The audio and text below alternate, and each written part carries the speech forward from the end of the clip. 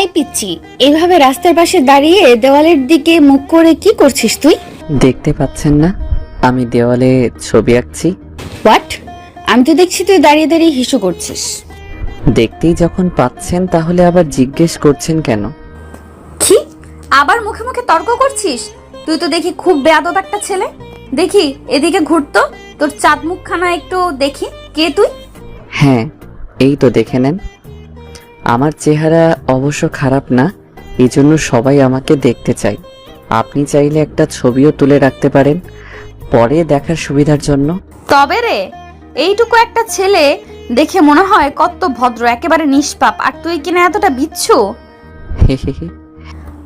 আবার দাঁত বের করে হাসছিস? দাঁড়া, তোকে দেখাচ্ছি মজা। এ কি আপু, আমাকে ভিজিয়ে দিচ্ছেন কেন? সেটা আমার সাথে বেয়াদবি করার আগে তোর ভাবা উচিত ছিল। ছি ছি ছি। কি হয়েছে? কোথাও মরা ইঁদুর দেখতে পেলেন নাকি? এইভাবে ছিছি করছেন কেন? আগে তুই নিজের প্যান্টের নিচের দিকে তাকা আহাম্মক, তাহলেই বুঝবি। এই রে, কথার ফাঁকে আবির নিজের প্যান্টের চেন আটকাবে সেটাই তার খেয়াল ছিল না। দেখছেন কি একটা অবস্থা? ঈশিতার বলার সাথে সাথে আবির পেছনের দিকে ফিরে তার প্যান্টের চেনটা আটকে দেয়। তারপর আবার ঈশিতার দিকে ফিরে সে লজ্জায় তার মুখে হাত দিয়ে বলে, আপু, কি? সত্যি করে একটা কথা বলবেন? আপনি আবার আমার কিছু দেখে ফেলেননি তো? হারামজাদা ছেলে, একে তো আমাদের বাসার দেওয়ালের সামনে দাঁড়িয়ে দাঁড়িয়ে এসব করছিলি, তার উপর আবার এসব বাজে কথা বলছিস। ও আচ্ছা, আপু এটা আপনাদের বাসা? সরি, আসলে খুব জোর পেয়ে গেছিল, তাই আশেপাশে কোথাও জায়গা না পেয়ে এখানে একটু যাই হোক, আপনাদের বাসার দেয়ালের রংটা খুব সুন্দর, তার উপর এখন একটু নতুন ডিজাইন করে দিলাম। ঈশিতা রেগে গিয়ে ও দুটো চোখ বড় বড় করে ভুরুগুলো কপালে তোলে আবির দিকে তাকিয়ে আছে। মনে হচ্ছে যেন এক্ষুনি আবিরকে গিলে খেয়ে ফেলবে। কি হলো আপু, আপনি এভাবে আমার দিকে তাকিয়ে আছেন কেন? মনে হচ্ছে আপনি সকাল থেকে কিছু খাননি। আমার ব্যাগে চানাচুর আছে, আপনি খাবেন? দাঁড়া, আমি চানাচুর না, এক্ষুনি তোকে খাবো, দাঁড়া তুই। এ বলে মেয়েটি আবিরকে যে একটা দৌড়ানি দিয়ে ধরতে যাবে, তখন আবির সুযোগ বুঝে দিয়ে দেয় একটা লম্বা দৌড়। ছোটবেলায় একবার স্কুলে অঙ্কের দৌড়ে আবির প্রথম হয়েছিল। আজ মনে হচ্ছে সে দৌড়টা আবারও তার কাজে লাগছে। আবির তো এক দৌড়ে ঈশিতার কাছ থেকে অনেকটা দূরে চলে যায়। আবির দৌড়াতে দৌড়াতে দূরে গিয়ে থেমে পড়ে। এরপর সে পিছনে ফিরে তাকিয়ে দেখে ওই দূরে ঈশিতাও তার পেছনে পেছনে দৌড়াতে দৌড়াতে ক্লান্ত হয়ে দাঁড়িয়ে গেছে। কোমরে হাত দিয়ে পথের দিকে তাকিয়ে হাঁপাচ্ছে সে, আর দূর থেকে আবিরকে পুরো ধুয়ে দিচ্ছে, মানে আবিরের 14 গোষ্ঠী উদ্ধার করে দিচ্ছে। এই যে আমার 14 গোষ্ঠী হলো অনেক বড়, আমার 14 গোষ্ঠীকে গালি দিতে আপনার বয়স ফুরিয়ে যাবে। দূর থেকে চিৎকার করে ঈশিতাকে বলছিল, আবির, পাঠক পাঠিকাগণ, এবার আপনাদের আমাদের গল্পের নায়কের পরিচয়টা দিয়ে নিন। আমাদের গল্পের নায়কের নাম হচ্ছে আবির। আবির সবেমাত্র এসএসসি পরীক্ষা শেষ করে কলেজে ভর্তি হয়েছে। আজ তার কলেজের প্রথম দিন ছিল।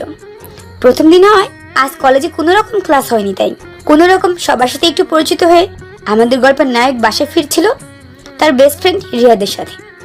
রিয়াদের বাসা আবিরদের বাসায় একটু আগে, তাই রিয়াদ আগেই বাসায় পৌঁছে যায় আর আবির একা একা তাদের বাসার দিকে হাঁটতে থাকে। কিন্তু রাস্তার মধ্যে হঠাৎ করে আবিরের পা দুটো একটু হিসু ব্রেক দিয়ে দেয়। তারপর সে দাঁড়িয়ে আশেপাশে কোথাও তেমন জায়গা না পেয়ে সাইডে একটা বাড়ির দেওয়াল দেখতে পেয়ে, আর আশেপাশে কাউকে না দেখে সেখানে কাজ চালিয়ে দিচ্ছিল। আর এরপর কি হলো তা তো আপনারা সবাই জানেন। আপাতত একটু জেনে রাখেন, বাকিটা আপনারা গল্পের মধ্যেই জানতে পারবেন। দৌড়ানি খেয়ে বাসায় চলে আসে আবির। বাসায় মেন দরজার কলিং বেল বাজাতেই আবিরের ছোট্ট বোন লামিয়া এসে দরজা খুলে দিল। আবির লামিয়ার দিকে তাকিয়ে দেখে লামিয়ার মুখটা কেমন গোমড়া করে আছে, মানে গাল দুটোকে ফুলিয়ে রেখেছে। লামিয়া, কি হয়েছে? তুই আজকে স্কুলে যাসনি? আম্মু কোথায়? জানি না, আমি তোমার সাথে কোনো কথা বলবো না। কেন? তুমি আমাকে তোমার সাথে তোমার কলেজে নিয়ে যাওনি কেন? আরে পিচ্চি মরিস, আজকে তো আমার কলেজের প্রথম দিন ছিল, তাই তোকে নিয়ে যাইনি, কালকে ঠিক নিয়ে যাব। সত্যি নিয়ে যাবা তো? এখন বল আম্মু কোথায়? আর তুই আজকে স্কুলে যাসনি কেন? আজকে আমাদের স্কুলের একজন স্যার মারা গেছে, তাই স্কুল তাড়াতাড়ি ছুটি দিয়ে দিয়েছে। আর আম্মু রান্না করছে কিচেনে। ও আচ্ছা। এরপর আবির লামিয়ার হাত ধরে বাচ্চার ভিতরে প্রবেশ করে। আম্মু, আম্মু। আবির এসেছিস? যা ফ্রেশ হয়ে নে, আমার রান্না প্রায় শেষ হয়েছে, আমি তোকে খাবার দিচ্ছি। ঠিক আছে আম্মু। ভাইয়া ভাইয়া, আমার জন্য চকলেট নিয়ে এসেছো? না, আজকে আমি নিজেই কিছু খেতে পারি নাই, শুধু দৌড়ানি ছাড়া। মানে কি বলছিস? কে তোকে দৌড়ানি দিয়েছে? নিশ্চয়ই কারোর সাথে মারামারি করেছিস। আরে না আম্মু, কি যে বলো না তুমি, আমি তো ভালো ছেলে, মারামারি কেন করব? তাহলে কোথায়, কার থেকে দৌড়ানি খেয়েছিস সত্যি করে বল। কোথাও না আম্মু, আমি ফ্রেশ হয়ে আসছি, তুমি খাবার রেডি করো। এরপর আবির রুমে গিয়ে তার কলেজের ব্যাগ কাঁধ থেকে বিছানায় ছুঁড়ে ফেলে দিল। তারপর একটা লুঙ্গি আর তোয়ালে নিয়ে ওয়াশরুমে প্রবেশ করলো আবির। গোসল করে ফ্রেশ হয়ে নিচে খাবার টেবিলে এসে বসে খাবার খেতে থাকে আবির। এর মধ্যে আবিরের আম্মু জিজ্ঞেস করে, তা আজকে কলেজের প্রথম দিনটা কেমন কাটলো বললি না তো? আম্মু, বেশ ভালোই কেটেছে। যাক ভালো, স্কুলে পড়ার সময় তো তোর দুষ্টুমির কারণে 3-3টা স্কুল বদলাতে হয়েছে। এখন তুই বড় হয়েছিস, কলেজে পড়ছিস, এখন কলেজ থেকে যেন তোর আর কোনো কমপ্লেন না আসে। আসবে না আম্মু? না আসলেই ভালো। এখন খাওয়া দাওয়া শেষ করে চুপচাপ রুমে গিয়ে রেস্ট কর। সন্ধ্যায় তোর আব্বু বাসায় ফিরে তোকে যদি বাসায় না দেখে তাহলে আবার রাগ করবে। এরপর আবির তার আম্মুর কথা মতো খাওয়া শেষ করে তার রুমে গিয়ে বিছানায় গা এলিয়ে দেয়। তার পা দুটো যেন এতক্ষণে একটু বিশ্রাম পাচ্ছে। বিছানায় শোয়ার সাথে সাথেই চোখ দুটো ঘুমে বন্ধ হয়ে আসছে আবিরের। তারপর একটু ঘুমিয়ে নেয়। বিকেলে ঘুম ভাঙে আবিরের। আবির ঘুম থেকে উঠে ফ্রেশ হয়ে বাসা থেকে ফুটবল নিয়ে মাঠে বন্ধুদের সাথে খেলতে যাওয়ার জন্য বের হয়। রাস্তা দিয়ে ফুটবল নিয়ে খেলতে খেলতে মাঠে যাচ্ছে আবির। তখন হঠাৎ আচমকা তার সামনে ঈশিতা আর তার বান্ধবীরা পড়ে যায়। একই পথ দিয়ে তারা আবিরের বিপরীত দিকে হাঁটছিল। একে হয়তো বলে কপাল, আবির আসলেই আর চাচ্ছিল না যে সে আবারও ওই মেয়ের সামনে পড়ুক, কিন্তু ভুলবশত আবার একবেলার মধ্যে তাদের দেখা হয়ে যায়। আবির ফুটবলটা হাতে নিয়ে ঈশিতাকে না দেখার ভান করে মাঠের দিকে এগোচ্ছে। এর মধ্যে ঈশিতা আবিরকে দেখতে পেয়ে ওর পাশে একটি মেয়েকে বলল, দেখ দেখ, এই সেই ছেলেটা যার কথা আমি এতক্ষণ তোদের বলছিলাম। এই দেখ, এখন আবার এসব কি ছোট ছোট প্যান্ট পরে আমাদের সামনে দাঁড়িয়ে আছে। আপু, আমি মাঠে খেলতে যাচ্ছি, আর বিকেলে কেউ কোথাও খেলতে গেলে ফুল প্যান্ট আর টাই টি শার্ট পরে খেলতে যায় না নিশ্চয়ই? তুই আবার আমার সাথে ঝগড়া করছিস? এই দেখছিস, এখন কিন্তু আমি একা না, আমার সাথে এরা দুজনও আছে। এখন বেশি বললে না তোকে একদম তুলে নিয়ে গিয়ে ওই কই মাছের পুকুরে ফেলে দিয়ে আসবো, তখন বুঝবি মজা। ওরে বাবা, আমি তো খুব ভয় পেয়ে গেছি। সরি সরি আপু, আমার আসলে ভুল হয়ে গেছে, আমি আপনাকে চিনতে পারিনি, সরি। তাহলে এরপর থেকে চিনে রাখিস আমায়। আমি হলাম ঈশিতা চৌধুরী, এই শহরের নামকরা বিজনেসম্যান আরমান সাহেবের একমাত্র মেয়ে। ও আচ্ছা, আপনি তাহলে আরমান আঙ্কেলের মেয়ে? আপনাকে দেখে তো মনে হয় না। আপনার আব্বু তো একজন শান্ত সৃষ্ট মানুষ, তাহলে আপনি এমন রাগী কেন হলেন? আমার মনে হয় না আপনি আরমান আঙ্কেলের মেয়ে। তাহলে তোর কি মনে হয়? মনে হয় আপনি পৃথিবীতে আসার সময় হসপিটালের বেডে আরমান আঙ্কেলের মেয়ের সাথে বদলে যাওয়া অন্য কারো মেয়ে। কি? এবার সাইডে করুন, আমাকে যেতে দিন। দিব, তার আগে তোকে একটু শিক্ষা তো দিয়ে নেই, যেন পরবর্তীতে আর সিনিয়রদের সাথে মুখে মুখে তর্ক করতে না পারিস। ও আচ্ছা। আপু, আপু। কি হলো? কিছু না, আপনারা প্লিজ আর 3 সেকেন্ড এখানে এভাবে দাঁড়িয়ে থাকেন প্লিজ। কেন? কেননা ওই যে আপনাদের পিছনে যে বড় গাড়িটা দ্রুত গতিতে ছুটে আসছে, সেটা এক্ষুনি আপনাদের 12টা বাজিয়ে দিবে। প্লিজ প্লিজ, আপনারা কোথাও যাবেন না, এখানে এভাবে দাঁড়িয়ে থাকেন। কি? এই বলে ঈশিতা যেই পিছনে ঘুরে দেখতে যাবে, এর মধ্যে আবির দৌড়ে সেখান থেকে গায়েব হয়ে যায় আর মাঠে এসে হাঁপাতে থাকে। আবিরকে এভাবে হাঁপাতে দেখে তার বন্ধু রিয়াদ বলে, কিরে মামা, তুই এভাবে হাঁপাচ্ছিস কেন? আর তোর আসতে এত লেট হলো কেন? প্রায় তো সন্ধ্যা হয়ে আসতেছে, এখন আসলি যে? আর বলিস না দোস্ত, এই একটা মেয়ে বারবার আমার চোখের সামনে পড়ে আমাকে শাসাচ্ছে। কি? কোনো মেয়ে যে কিনা আমার বন্ধুকে শাসাচ্ছে? তুই শুধু একবার ওই মেয়েটার নাম বল। ও কোথায় থাকে, নাম কি বল আমাকে, আমি বাকিটা দেখে নিচ্ছি। ও নাকি আরমান আঙ্কেলের মেয়ে, নাম ঈশিতা না শীতিতা কি যেন বলছিল। কি বললি? আরমান আঙ্কেলের মেয়ে? কি রে, শুনে এমন তোতলাতে শুরু করলি যে, মনে হয় সব হাওয়া বের হয়ে গেল তোর। আরে মামা, তুই কি করছিস ওনার সাথে? আমি কি করতে যাব, উল্টো উনিই তো আমাকে সকালে লেকচার দিচ্ছিল। বলিস কি? হুম। যাই হোক, ওনার সাথে রেগে গিয়ে আবার উল্টাপাল্টা কিছু করে বসিস না। আমি শুনেছি মেয়েটা নাকি হেভি ডেঞ্জারাস। এর আগেও ওর খালামণির সাথে ডাকে থাকতো, সেখান থেকে 2 মাস হলো এখানে এসেছে। ও আচ্ছা, তাই নাকি? ম্যাডাম তাহলে শহরে ছিল এতদিন? হুম। তারপর আবি আর রিয়াদ দুজন মিলে এই বিষয়ে আরেকটু কথা বলে, খেলা শুরু করে দেয় আর সন্ধ্যার আগেই খেলা শেষ করে বাসায় ফিরে আসে। বাসায় এসে ফ্রেশ হয়ে ছাদে একটু হাওয়া পরিবর্তন করতে যায় আবির। আবির তাদের বাসার ছাদে এক কোণে দাঁড়িয়ে দাঁড়িয়ে ইয়ারফোনে গান শুনছিল আর আকাশের চারিদিকে তাকিয়ে নিজের মুড চেঞ্জ করছিল। কিন্তু আবির খুব বেশিক্ষণ এভাবে ছাদে দাঁড়িয়ে চাঁদের আলো উপভোগ করতে পারে না। এর মধ্যে আবির আম্মু ডাক চলে আসে ডিনারের জন্য। এরপর আবির নিচে এসে সবার সাথে ডিনার সেরে নেয়। খাওয়া দাওয়া শেষ করে রুমে এসে চুপচাপ শুয়ে ঘুমিয়ে পড়ে আবির। সকালে ঘুম থেকে উঠে ফ্রেশ হয়ে নাস্তা করে কলেজে যাওয়ার জন্য বের হয় আবির। এমন সময় তার ছোট্ট বোন লামিয়া এসে যে ধরে বসে তার সাথে কলেজে যাবে, কলেজের স্যারদের দেখবে। আবির যদিও প্রথমে লামিয়াকে সাথে নিয়ে যাচ্ছিল না, এরপর তার আম্মুর জোরাজুরিতে আর লামিয়ার কান্নায় সে রাজি হয়। তারপর আবির বাধ্য হয়ে লামিয়াকে নিয়ে কলেজে চলে আসে। কলেজে এসে লামিয়াকে ক্লাসে বসিয়ে রেখে আবির একটু প্রিন্সিপাল স্যারের রুমে যায় কথা বলতে। আসলে প্রিন্সিপাল স্যার হচ্ছে আবিরের আব্বুর বন্ধু, আর আবির তার কলেজে নতুন ভর্তি হয়েছে শুনে সে আবিরকে ডেকে পাঠিয়েছে। আবির সুন্দর করে একটা সালাম দিয়ে প্রিন্সিপাল স্যারের রুমে প্রবেশ করলো। আসসালামু আলাইকুম স্যার।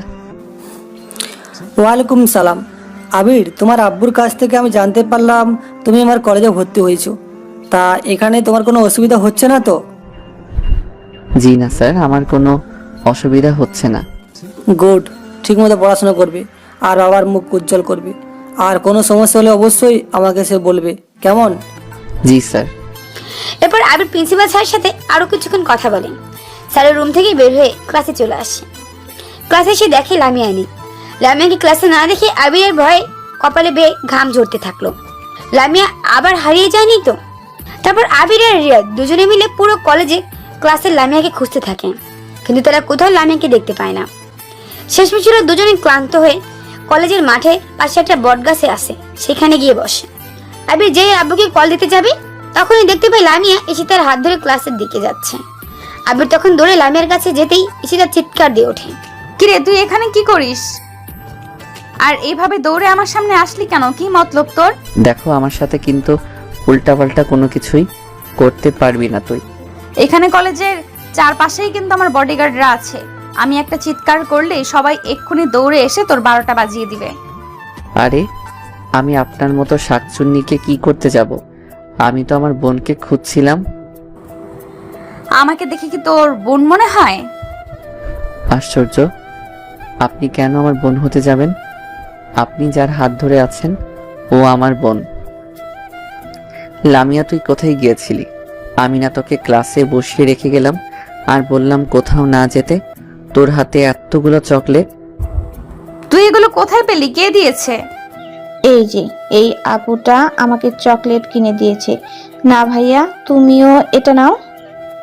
ও, কাল তাহলে আপনি আমার সাথে ওরকম ব্যবহার করে আজ আমাকে পটাতে কিনা আমার বোনকে চকলেট কিনে দিয়েছেন। বাহ বাহ। কি? আমি তোর মতন হনুমানকে পটাতে যাব কোন দুঃখে?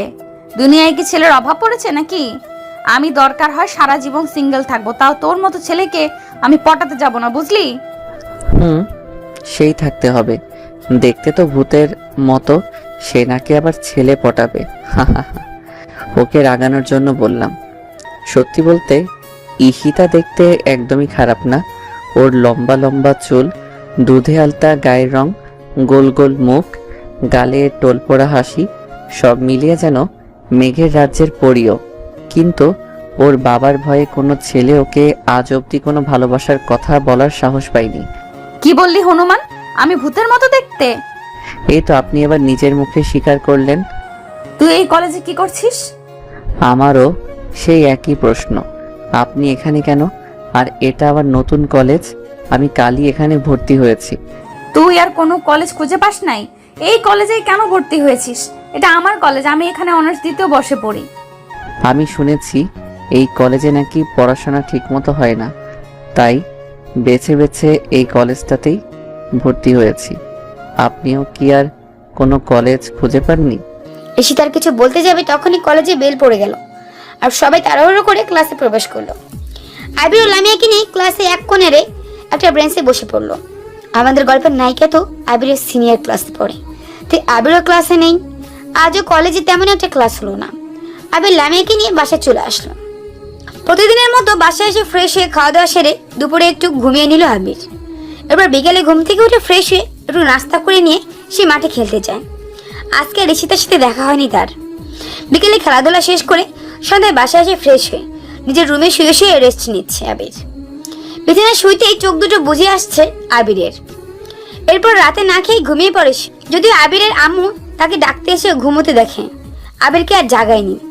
পরদিন সকাল সকাল ঘুম থেকে উঠে ফ্রেশ হয়ে ব্রেকফাস্ট সেরে নিয়ে আবারও প্রতিদিনের মতো কলেজে যাওয়ার জন্য রেডি হয়ে নেই সে। গতকালকের মতো আজ আর লামিয়া আবিরের সাথে যেতে জেদ করেনি। গতকাল লামিয়াকে সাথে নিয়ে কলেজে যাওয়ার জন্য কোনো বন্ধুদের সাথে তেমন আড্ডা দিতে পারেনি আবির, তাই আজ একটু তাড়াতাড়ি বাসা থেকে বের হয় সে। আবির কলেজ গেটে প্রবেশ করতে দেখে ঈশিতা আর তার বান্ধবীরা একটা বাইকের উপর বসে আছে আর আড্ডা দিচ্ছে, যেমনভাবে ছেলেরা আড্ডা দেয় আর কি। আবির ভাবছে ওদের সামনে দিয়ে ওদের পাশ কাটিয়ে ভেতরে চলে যাবে নাকি সে বাসায় ফিরে যাবে। কলেজের গেটের সামনে দাঁড়িয়ে দাঁড়িয়ে এগুলো ভাবছে আবির। এরই মধ্যে ঈশিতা আবিরকে দেখে নেয় আর তাকে ইশারা করে বলে, ওই এদিকে আয় আয়। ঈশিতা আবিরকে ডাকছে ওর কাছে যাওয়ার জন্য। কি জানি আজ কাছে গেলে কি করবে আবিরকে। গতকাল তো ওনার সাথে আবির একটু বাড়িয়ে কথা বলে ফেলেছে, তাই আজ ওদের এভাবে কাছে ডাকার ভয় পাচ্ছে। যত যাই হোক ঈশিতা এখানকার সিনিয়র, ওরা তো কয়েকজন মেয়ে ওখানে, আর আবির এখানে একা। আল্লাহ জানে আজ আবিরের কপালে কি আছে। কিরে, তোর কানে কি আমার কথা যাচ্ছে না? তোকে ডাকছি তো। জি আপু, আসছি। আবির ভয় পেয়ে একটু একটু করে ওদের দিকে এগিয়ে যায় আর বলে, আমাকে ডাকছিলেন আপু? তো এখানে তুই ছাড়া আর কে বা আছে? ওই তোকে কি কথা বলতে বলেছি? ওর সাথে আজ আমি বোঝাপড়া করব। কিরে, কাল তো খুব ফটর ফটর কথা বলছিলি, আজ এত ভালো ব্যবহার কেন? আপু আমি কিছু করিনি, প্লিজ আমাকে মাফ করে দেন। তোকে মাফ করে দিব? কেন মনে নেই? তুই আমার সাথে এই 2 দিন কি বেয়াদবিটাই না করছিস। বিশ্বাস করেন আপু, আমি সত্যি আপনাকে তখন চিনতে পারিনি, তাই তো একটু দুষ্টুমি করছিলাম আপনার সাথে। এরপর থেকে আমি আর আপনার সাথে কোনো রকম বেয়াদবি দুষ্টুমি করব না, প্রমিস। চুপ, আর একটাও কথা বলবি না। তুই জানিস তো আমি কে? আমার নাম ঈশিতা চৌধুরী। হ্যাঁ, সেদিন বললেন তো, খুব সুন্দর নাম আপনার। ওই পাম দিচ্ছিস? কিরে, কথা বলছিস না কেন? আপনি না বললেন কথা না বলতে? মুখে মুখে কথা বলিস, তোকে তো আজ। কথাটা বলে ঈশিতা যেই আবিরের গেলে থাপ্পড় দিতে যাবে তখন সাথে সাথে আবির নিজের চোখ বন্ধ করে নেয় আর মনে মনে বলে, দেখ কেন যে কলেজে ভর্তি হতে গেলাম। বেশ কিছুক্ষণ হলো আবির চোখ বন্ধ করে আছে, কিন্তু এখনো তার গালে কিছু পড়ছে না। যাকগে, আমাদের আবিরের কপালটা মনে হয় ভালো। এরপর আস্তে আস্তে চোখ খুলে আবির চোখ খুলে দেখে ঈশিতা আর ওর বান্ধবীরা সবাই মিলে তার দিকে তাকিয়ে দাঁত বের করে খিলখিল করে হাসছে। ওদের এভাবে হাসতে দেখে আবির লজ্জায় বোকার মতো সেখানে চুপচাপ দাঁড়িয়ে থাকে। ওই তোদের আমি হাসতে বলেছি? চুপ কর সবাই। আচ্ছা ঠিক আছে, তুই যেহেতু আমাদের কলেজে নতুন নতুন এসেছিস আর আমাকে চিনিস না, তাই তোকে আজ আমি মাফ করে দিলাম। ধন্যবাদ আপু। আরে দাঁড়া দাঁড়া, আমি তোকে মাফ করব, তবে আমার একটা শর্ত আছে। কি শর্ত আপু? আমি তোকে এখন থেকে যা বলবো তো সেটাই করতে হবে, আমার সব কথা শুনতে হবে। ঠিক আছে আপু, তাই শুনবো। আমি আমার আম্মুর একমাত্র মেয়ে, আমার আম্মুর কোনো ছেলে নাই। আর আমি তোর কোন জন্মের আপু লাগি যে এত আপু আপু করছিস? সরি আপু, মানে সরি। আবার আপু? তুই আজ থেকে আমার নাম ধরে ডাকবি। কিন্তু আপনি তো আমার সিনিয়র, আমি আপনার নাম ধরে। তো তো কি হয়েছে, কত সিনিয়র জুনিয়র বিয়ে করে ঘর সংসার করতেছে, আর তোকে তো আমি শুধু নাম ধরে ডাকতে বলছি। আচ্ছা ঠিক আছে আপু, তাই ডাকবো। তা তোর মুখটা এমন বাংলার পাঁচের মতো করে মাটির দিকে তাকিয়ে আছিস কেন? আমার দিকে তাকা না একটু। এরপর আমাদের গল্পের নায়িকা ঈশিতা ওর হাত দিয়ে আবিরের মুখটাকে ধরে সামনের দিকে করে দেয়, অর্থাৎ তার ফেস বরাবর। আবির ঈশিতার দিকে তাকিয়ে দেখে একটা সুন্দরী ছেলেদের মতো প্যান্ট শার্ট, হাতে ঘড়ি পরে, চুলগুলো এলোমেলো করে ওর সামনে দাঁড়িয়ে আছে, আর সবাই হাসছে। এই তো এবার ঠিক আছে, আমাদের নতুন বাবুটা। আপু এবার তাহলে আমি যাই। কি আবার আপু? বললাম না নাম ধরে ডাকবি না। তোকে দেখছি একটা শাস্তি না দিলে তোর মনে থাকবে না। এদিকে শাস্তির কথা শুনে তো আবির কলিজা শুকিয়ে যায়, না জানে আবার কি করতে বলে তাকে। ভয়ে ঘাম ঝরতে থাকে আবিরের। এরপর ঈশিতা ওর ব্যাগ থেকে একটা লাল গোলাপ বের করে আবিরের দিকে ভারিয়ে দিয়ে বলে, এই না ধর, এই ফুলটা নে। ফুল? ফুল দিয়ে কি করবো আপু? সরি ঈশিতা। এটা দিয়ে এই যে দেখ, ওইখানে একটা মেয়ে নীল শাড়ি পরে দাঁড়িয়ে আছে, তাকে গিয়ে এই ফুলটা দিবি আর বলবি তুই ওনাকে ভালোবাসিস, আই লাভ ইউ। আপু আমি এটি করতে পারবো না। ওই কি বললি তুই? তুই আমার কথা মানবি না? তোকে তো আজ আমি গিলে খেয়ে ফেলবো, তাড়াতাড়ি যা বলছি। আবির তখন চিপাই পড়ে ভয়ে ভয়ে গলায় একটা ডুব গেলতে থাকে। দেখো ছেলে, তুমি যদি ঈশিতার কথা না শোনো তাহলে কিন্তু খুব খারাপ হয়ে যাবে, আর তো তোমাকে ছাড়বে না, তাই ও যা বলছে তাই করো। কি আর করার? আবির তখন বাধ্য হয়ে ভয়ে ভয়ে ওদের দেখানো সেই নীল শাড়ি পরা মেয়েটার দিকে এগোতে থাকে। আবির যত সামনে এগোয় তত যেন ভয় বাড়তে থাকে আবিরের। ঠিকই বলছিস, ও ভয়ে আজ কাঁপতেছিল, অনেক মজা হলো। আজ কি বল? এই তো কিছুই না, সবে তো মাত্র শুরু। মানে তুই আরো কিছু করতে চলেছিস ওর সাথে? সেসব পরে, এখন ওকে নীল শাড়ি পরা মেয়েটার কাছে পাঠালাম, সেটা কে জানিস? আমাদের তানিয়া ম্যাডাম। কি বলছিস? তাহলে তো ছেলেটার কপালে আজ দুঃখ আছে, ম্যাডাম যে রাগী। ঠিক বলেছিস। আচ্ছা চল আমরা সবাই ওই কোনায় গিয়ে লুকিয়ে লুকিয়ে দেখি ওর কি অবস্থা হয়। আচ্ছা বান্ধবী চল। তারপর সবাই একটা কোনায় গিয়ে আড়াল হয়ে যায়। আবির ফুলটা হাতে নিয়ে নীল শাড়ি পরা মেয়েটির পেছনে গিয়ে দাঁড়িয়ে আছে। ভয় পেয়ে কিছু বলতে পারছে না আবির। এর মধ্যে নীল শাড়ি পরা তানিয়া ম্যাডাম পেছনে ফিরে তাকালেন আর আবিরকে দেখে বললেন, এই ছেলে, এভাবে আমার পিছনে এসে দাঁড়িয়ে আছো কেন? না মানে আপু। আচ্ছা বলো, আমার পিছনে এভাবে দাঁড়িয়ে আছো কেন? মানে আপু এই ফুলটা আপনার জন্য, প্লিজ এটা নেন। ফুল? তোমার ফুল আমি কেন নিব? কেননা ফুলটা আপনার জন্য। ফুলটা আমার জন্য কেন? ভাবলাম পেছনে ঈশিতা আর ওর বান্ধবীদের দেখিয়ে দিয়ে সব সত্যি কথা বলে দিব। এই ভেবে আবির পিছনে ফিরে তাকিয়ে দেখে ওরা কেউ নেই। কি হলো বলো, আমাকে ফুল দিচ্ছ কেন? এখন আবির কি বলবে বুঝতে পারছে না, আর না বলতে পারলে তো আজ তার খবর আছে। তখন আবির অন্য একটা টিপস কাজে লাগায়। সে জানে মেয়েদের প্রশংসা করলে নাকি মেয়েরা খুব সহজে গলে যায়, তাই আজ এই টিপসটাকে কাজে লাগায় আবির। আসলে আপু নীল শাড়িতে আপনাকে অনেক সুন্দর লাগছিল, তাই নীল শাড়ির নীলপরীর হাতে লাল রক্ত জবা গোলাপ ফুল আরো অনেক সুন্দর লাগবে, তাই এই ফুলটা আপনার জন্য। তাই বুঝি? হ্যাঁ আপু। তুমি কি এই কলেজে নতুন ভর্তি হয়েছো? হ্যাঁ আপু। ফার্স্ট ইয়ার তোমার? তাই নতুন নতুন কলেজে এসে মেয়ে পটানোর চান্স নিচ্ছ? না না আপু, আপনি ভুল বুঝছেন আমাকে, আমি মোটেও ওরকম ছেলে না। আপনাকে সত্যি অনেক সুন্দর লাগছিল বলেই ফুলটা দিলাম। তাই? তাহলে তুমি এত ঘাবড়ে আছো কেন? আসলে প্রথমবার কাউকে ফুল দিচ্ছি তো, তাই একটু নার্ভাস লাগছে। তাই বুঝি? তা তুমি জানো আমি কে? না জানি না, কে আপনি? আমি কলেজের ম্যাডাম। কি?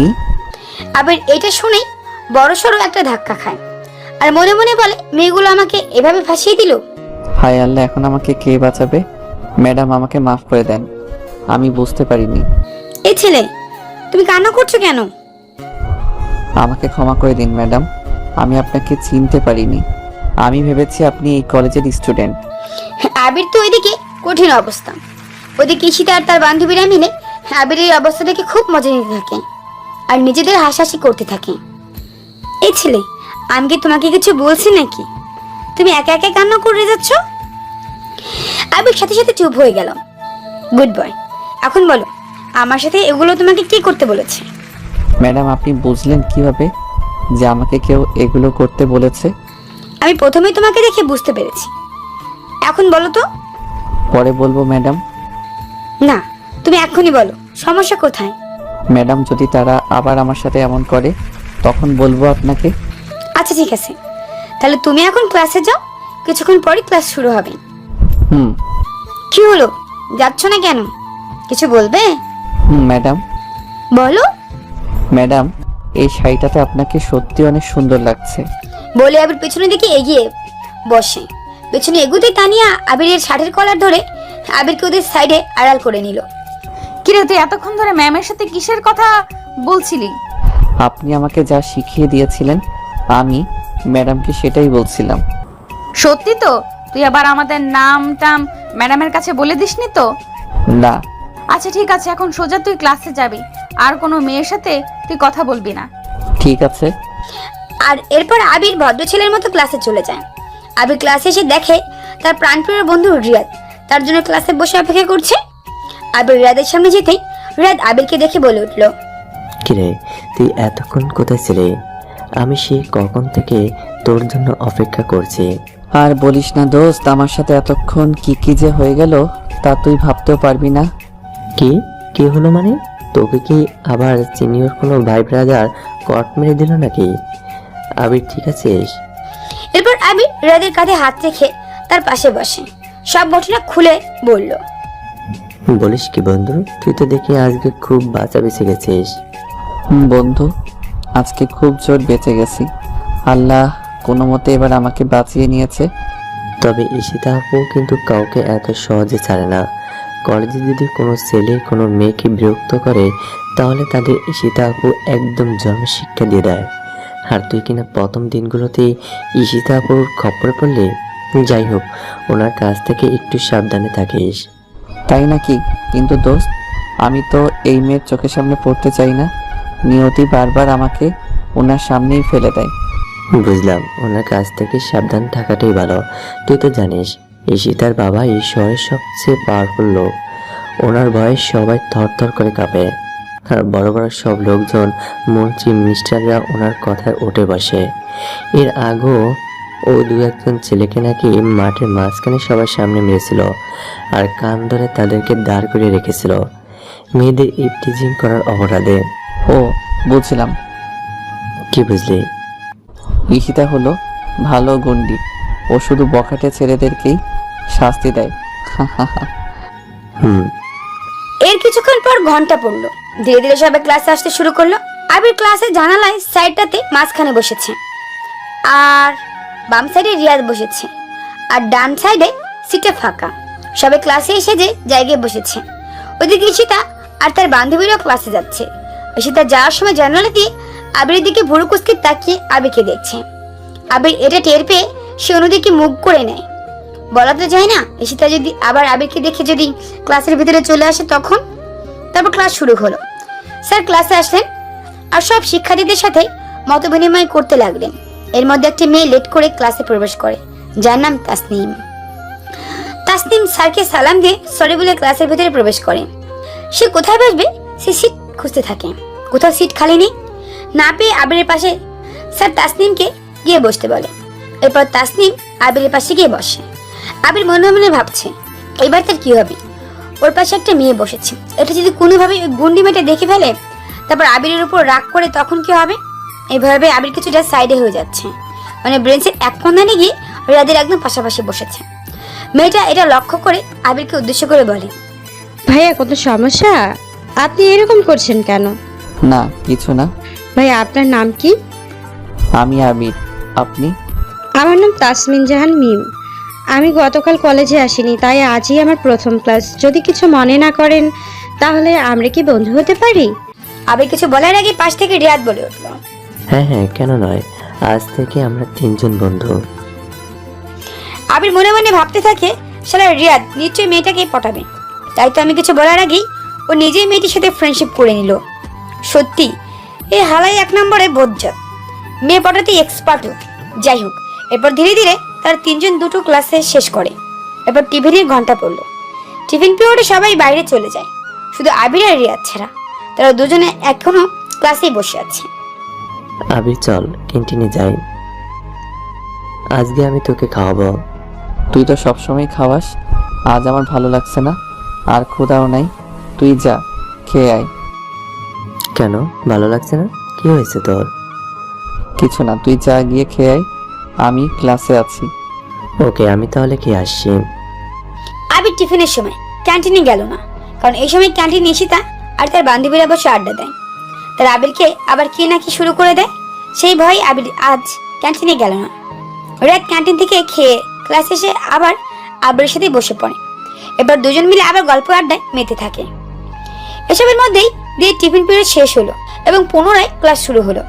টিফিন শেষে তাসনিম, অর্থাৎ যে মেয়েটি আবিরের পাশে বসেছিল, সে ক্লাসে এসে দেখে আবির আর রিয়াদ দুজনেই ক্লাসেই বসে আছে। তারপর প্রিন্সি এসে বসতে বসতে বলল, ওকে, কি ব্যাপার, তোমরা দুজন কি ক্লাস থেকে বের হওনি? না, আমরা আসলে ক্লাসে বলে কিছু নোট করছিলাম। ও আচ্ছা, তা আবির ভাইয়া কোনো কথা বলছে না যে? আপনার কি মন খারাপ? না মানে এমনি। তারপর বলো।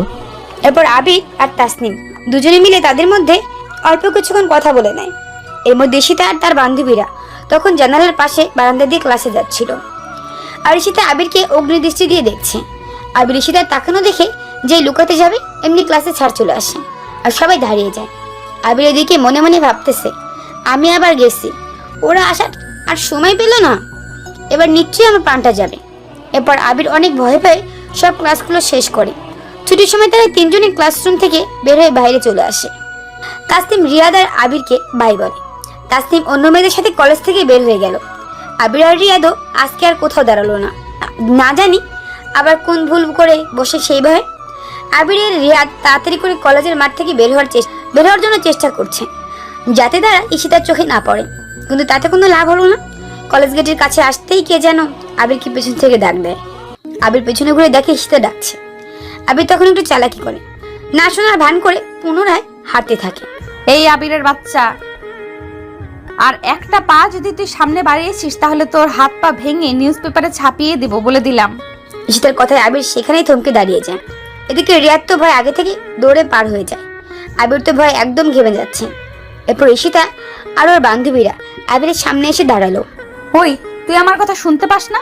আমি তোকে সেই কখন থেকে ডাকছি। জি, আপনি আমাকে পেছন থেকে ডাকতেছিলেন নাকি?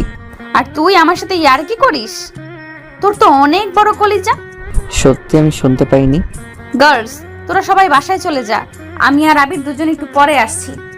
আমাদের ভাগিয়ে দিয়ে কোথায় যাবি তোরা দুজন? বেশি কথা না বলে যা তোরা। এরপর সবাই চলে গেল। আবির আর ঈশিতা এখন একা দাঁড়িয়ে আছে। ওই যে ওই বাগানের দিকটায় চল। কেন?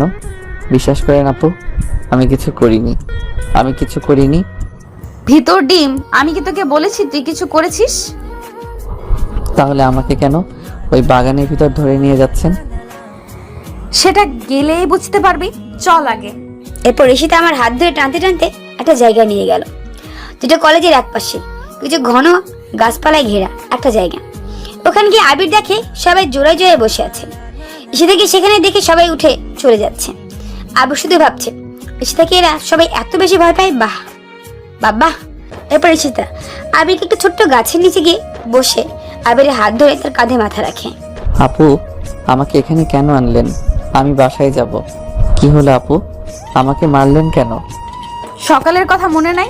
তুই আবার আমাকে আপু বললি কেন? আমি তো বললাম আমার আম্মুর কোনো ছেলে নাই। সরি, ভুল হয়ে গেছে।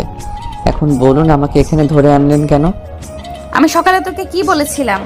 কি বলেছিলেন? ভুলে গেছিস? আমি তোকে বলেছিলাম তুই কোনো মেয়ের সাথে মিশবি না, কারোর সাথে কথা বলবি না। এরপরও আমি টিফিন শেষে ক্লাসে যাওয়ার সময় দেখলাম তুই কি সুন্দর ক্লাসে বসে একটা মেয়ের সাথে গল্প করছিস। কেন? আসলে ওখানে আমার কোনো দোষ নেই, স্যার নিজেই ওই মেয়েটাকে আমার পাশে বসিয়ে দিয়েছিল। আর কোথায় বসার সিট ছিল না বলে। তাই বললে তুই এই মেয়েটার সাথে ওইভাবে হেসে হেসে কথা বলবি? আর আমি কিছু বলতে গেলেই তোর গলা শুকিয়ে যায়, অথচ অন্য মেয়েদের সাথে দেখি ভালোই কথা বলতে পারিস। সরি, আমি কিছু বলিনি। উল্টো উনি আমাকে বারবার প্রশ্ন করে যাচ্ছিল, তাই কথা বলতে হয়েছে। চুপ, একদম চুপ। আর বলতে হবে না, আমি সব বুঝি। আচ্ছা ঠিক আছে, আমি আর ওনার সাথে কথা বলবো না। শুধু ওনার সাথে কেন, কারোর সাথে কথা বলবো না। এখন আমাকে প্লিজ বাসায় যেতে দিন। কি সেই থেকে বাসায় যাব করছিস? বাসায় কি বউ রেখেছিস নাকি তুই? সরি, আর বলবো না। এই তো এতক্ষণে ভালো ছেলের মতো কথা আসছে মুখে। এখন যেহেতু ওই মেয়েটার সাথে তুমি কথা বলেই ফেলেছো, তাই শাস্তি স্বরূপ তোমার এখন আমাকে নিয়ে ফুচকা খেতে যেতে হবে। না আব্বু, আমাকে আপনার সাথে দেখলে বকবে। আর আমি কেন আপনাকে ফুচকা খাওয়াতে নিয়ে যাব? কি এত বড় কথা? তারা তোকে দেখাচ্ছি মজা। এই বলে ঈশিতা আবিরের চুলগুলো ধরে আবিরের মাথা চটকাতে থাকলো। আর কুত্তা পিচ্ছি কুত্তা, বিলাই বান্দর, হনুমান হাতি, আরো কত সব বলে গালমন্দ করতে থাকে। প্লিজ আমাকে ছেড়ে দেন, আমি আর বলবো না। তুই আমাকে আবারও আপনি করে বলছিস? তুই আছিস, আমি তোকে আজ খেয়েই ফেলবো। এরপর ঈশিতা এক হাত দিয়ে আবিরের চুলগুলো ধরে ঝাঁকাতে থাকলো, আর অন্য হাত দিয়ে আবিরের গলা চেপে ধরলো। ও মা গো, বাবা গো, আমাকে মেরে ফেললো গো। চুপ চুপ, আর বলবি আমাকে আপনি করে? বল। না না, আমি এখন থেকে তোমাকে তুমি করে বলবো, আর ফুচকা খাওয়াতেও নিয়ে যাব। সত্যি তো? সত্যি সত্যি, 3 সত্যি। ঠিক আছে, তাহলে এখন চলো। এরপর ঈশিতা আবিরকে সাথে নিয়ে একটা ছোট্ট ক্যাফেতে নিয়ে গেল, আর ওয়েটারদেরকে ডেকে 1 প্লেট ফুচকা অর্ডার করল নিজের জন্য। আবির এটাকে খাবে আর আবিরকে খাওয়াবে না নাকি? ফুচকা 1 প্লেট নিল। কি মেয়ে রে বাবা, শুধু নিজের জন্যই অর্ডার করলো। কিছুক্ষণ পর ফুচকা চলে আসলো, তার বেশিটা খেতে শুরু করলো। এই পিচ্ছি, হা কর। না, আমি এসব খাবো না। দেখো ভালোই ভালোই বলছি, খেয়ে নাও। আচ্ছা দাও, আমি নিজেই খেয়ে নিচ্ছি। কেন, আমার কি হাতে সাপের বিষ আছে যে খেলে তোমার অসুবিধা হবে? হা করো বলছি। তারপর সেটা জোর করে আবেগে ফুচকা খাইয়ে দিল। এখন আমাকে বাসায় যেতে হবে, কারণ কলেজ ছুটি দিয়েছে প্রায় 2 ঘন্টা আগে। এখন বাসায় না গেলে আম্মু আবার চিন্তা করতে শুরু করবে। এরপর আমি তাড়াহুড়ো করে ক্যাফে থেকে বের হয়ে আসলাম, বাসার উদ্দেশ্যে ছুটছি। যদিও ঈশিতা আমাকে বাসায় ছেড়ে আসতে চেয়েছিল, কিন্তু আমি বারণ করে দিয়েছিলাম। আমি বাসায় চলে আসলাম। বাসার মেইন দরজার সামনে দাঁড়িয়ে কলিং বেলে চাপ দিতেই আম্মু এসে দরজা খুলে দিয়ে বলল, আজ তোর আসতে এত লেট হলো কেন? রাস্তায় কোনো বিপদ আপদ হয়নি তো? না আম্মু, আসলে কলেজে আমার একটু কাজ ছিল, তাই আসতে লেট হয়ে গেছে। ও আচ্ছা, তো আয় ভিতরে আয়, রুমে গিয়ে ফ্রেশ হয়ে নে, আমি তোর জন্য খাবার বাড়ছি। এরপর আবির বাসার ভেতরে প্রবেশ করে সোজা নিজের রুমে চলে গেল। রুমে গিয়ে কাঁধ থেকে ব্যাগটাকে ছুঁড়ে বিছানায় ফেলে দিয়ে সে একটা তোয়ালে আর লুঙ্গি নিয়ে বাথরুমে প্রবেশ করলো গোসল করে নিতে। আবির গোসল করে এসে খাওয়া দাওয়া করে নিল। এর মধ্যে সন্ধে হয়ে আসলো। আবির খাওয়া দাওয়া করে ফোনটা হাতে নিয়ে দেখে সন্ধ্যা 7টা বাজে। এরপর আবির বাইরে একটু হাঁটাহাঁটি করতে যায়, আর তার বন্ধু রিয়াদকে কল দেয়। হ্যালো, আসসালামু আলাইকুম। বন্ধু, কোথায় তুই? ওয়ালাইকুম সালাম আবির, আমি রিয়াদ। হ্যাঁ জানি তো, তোকেই তো সালামটা দিয়েছি। বাবা, তুই হঠাৎ এত ভদ্র হয়ে গেছিস মানে?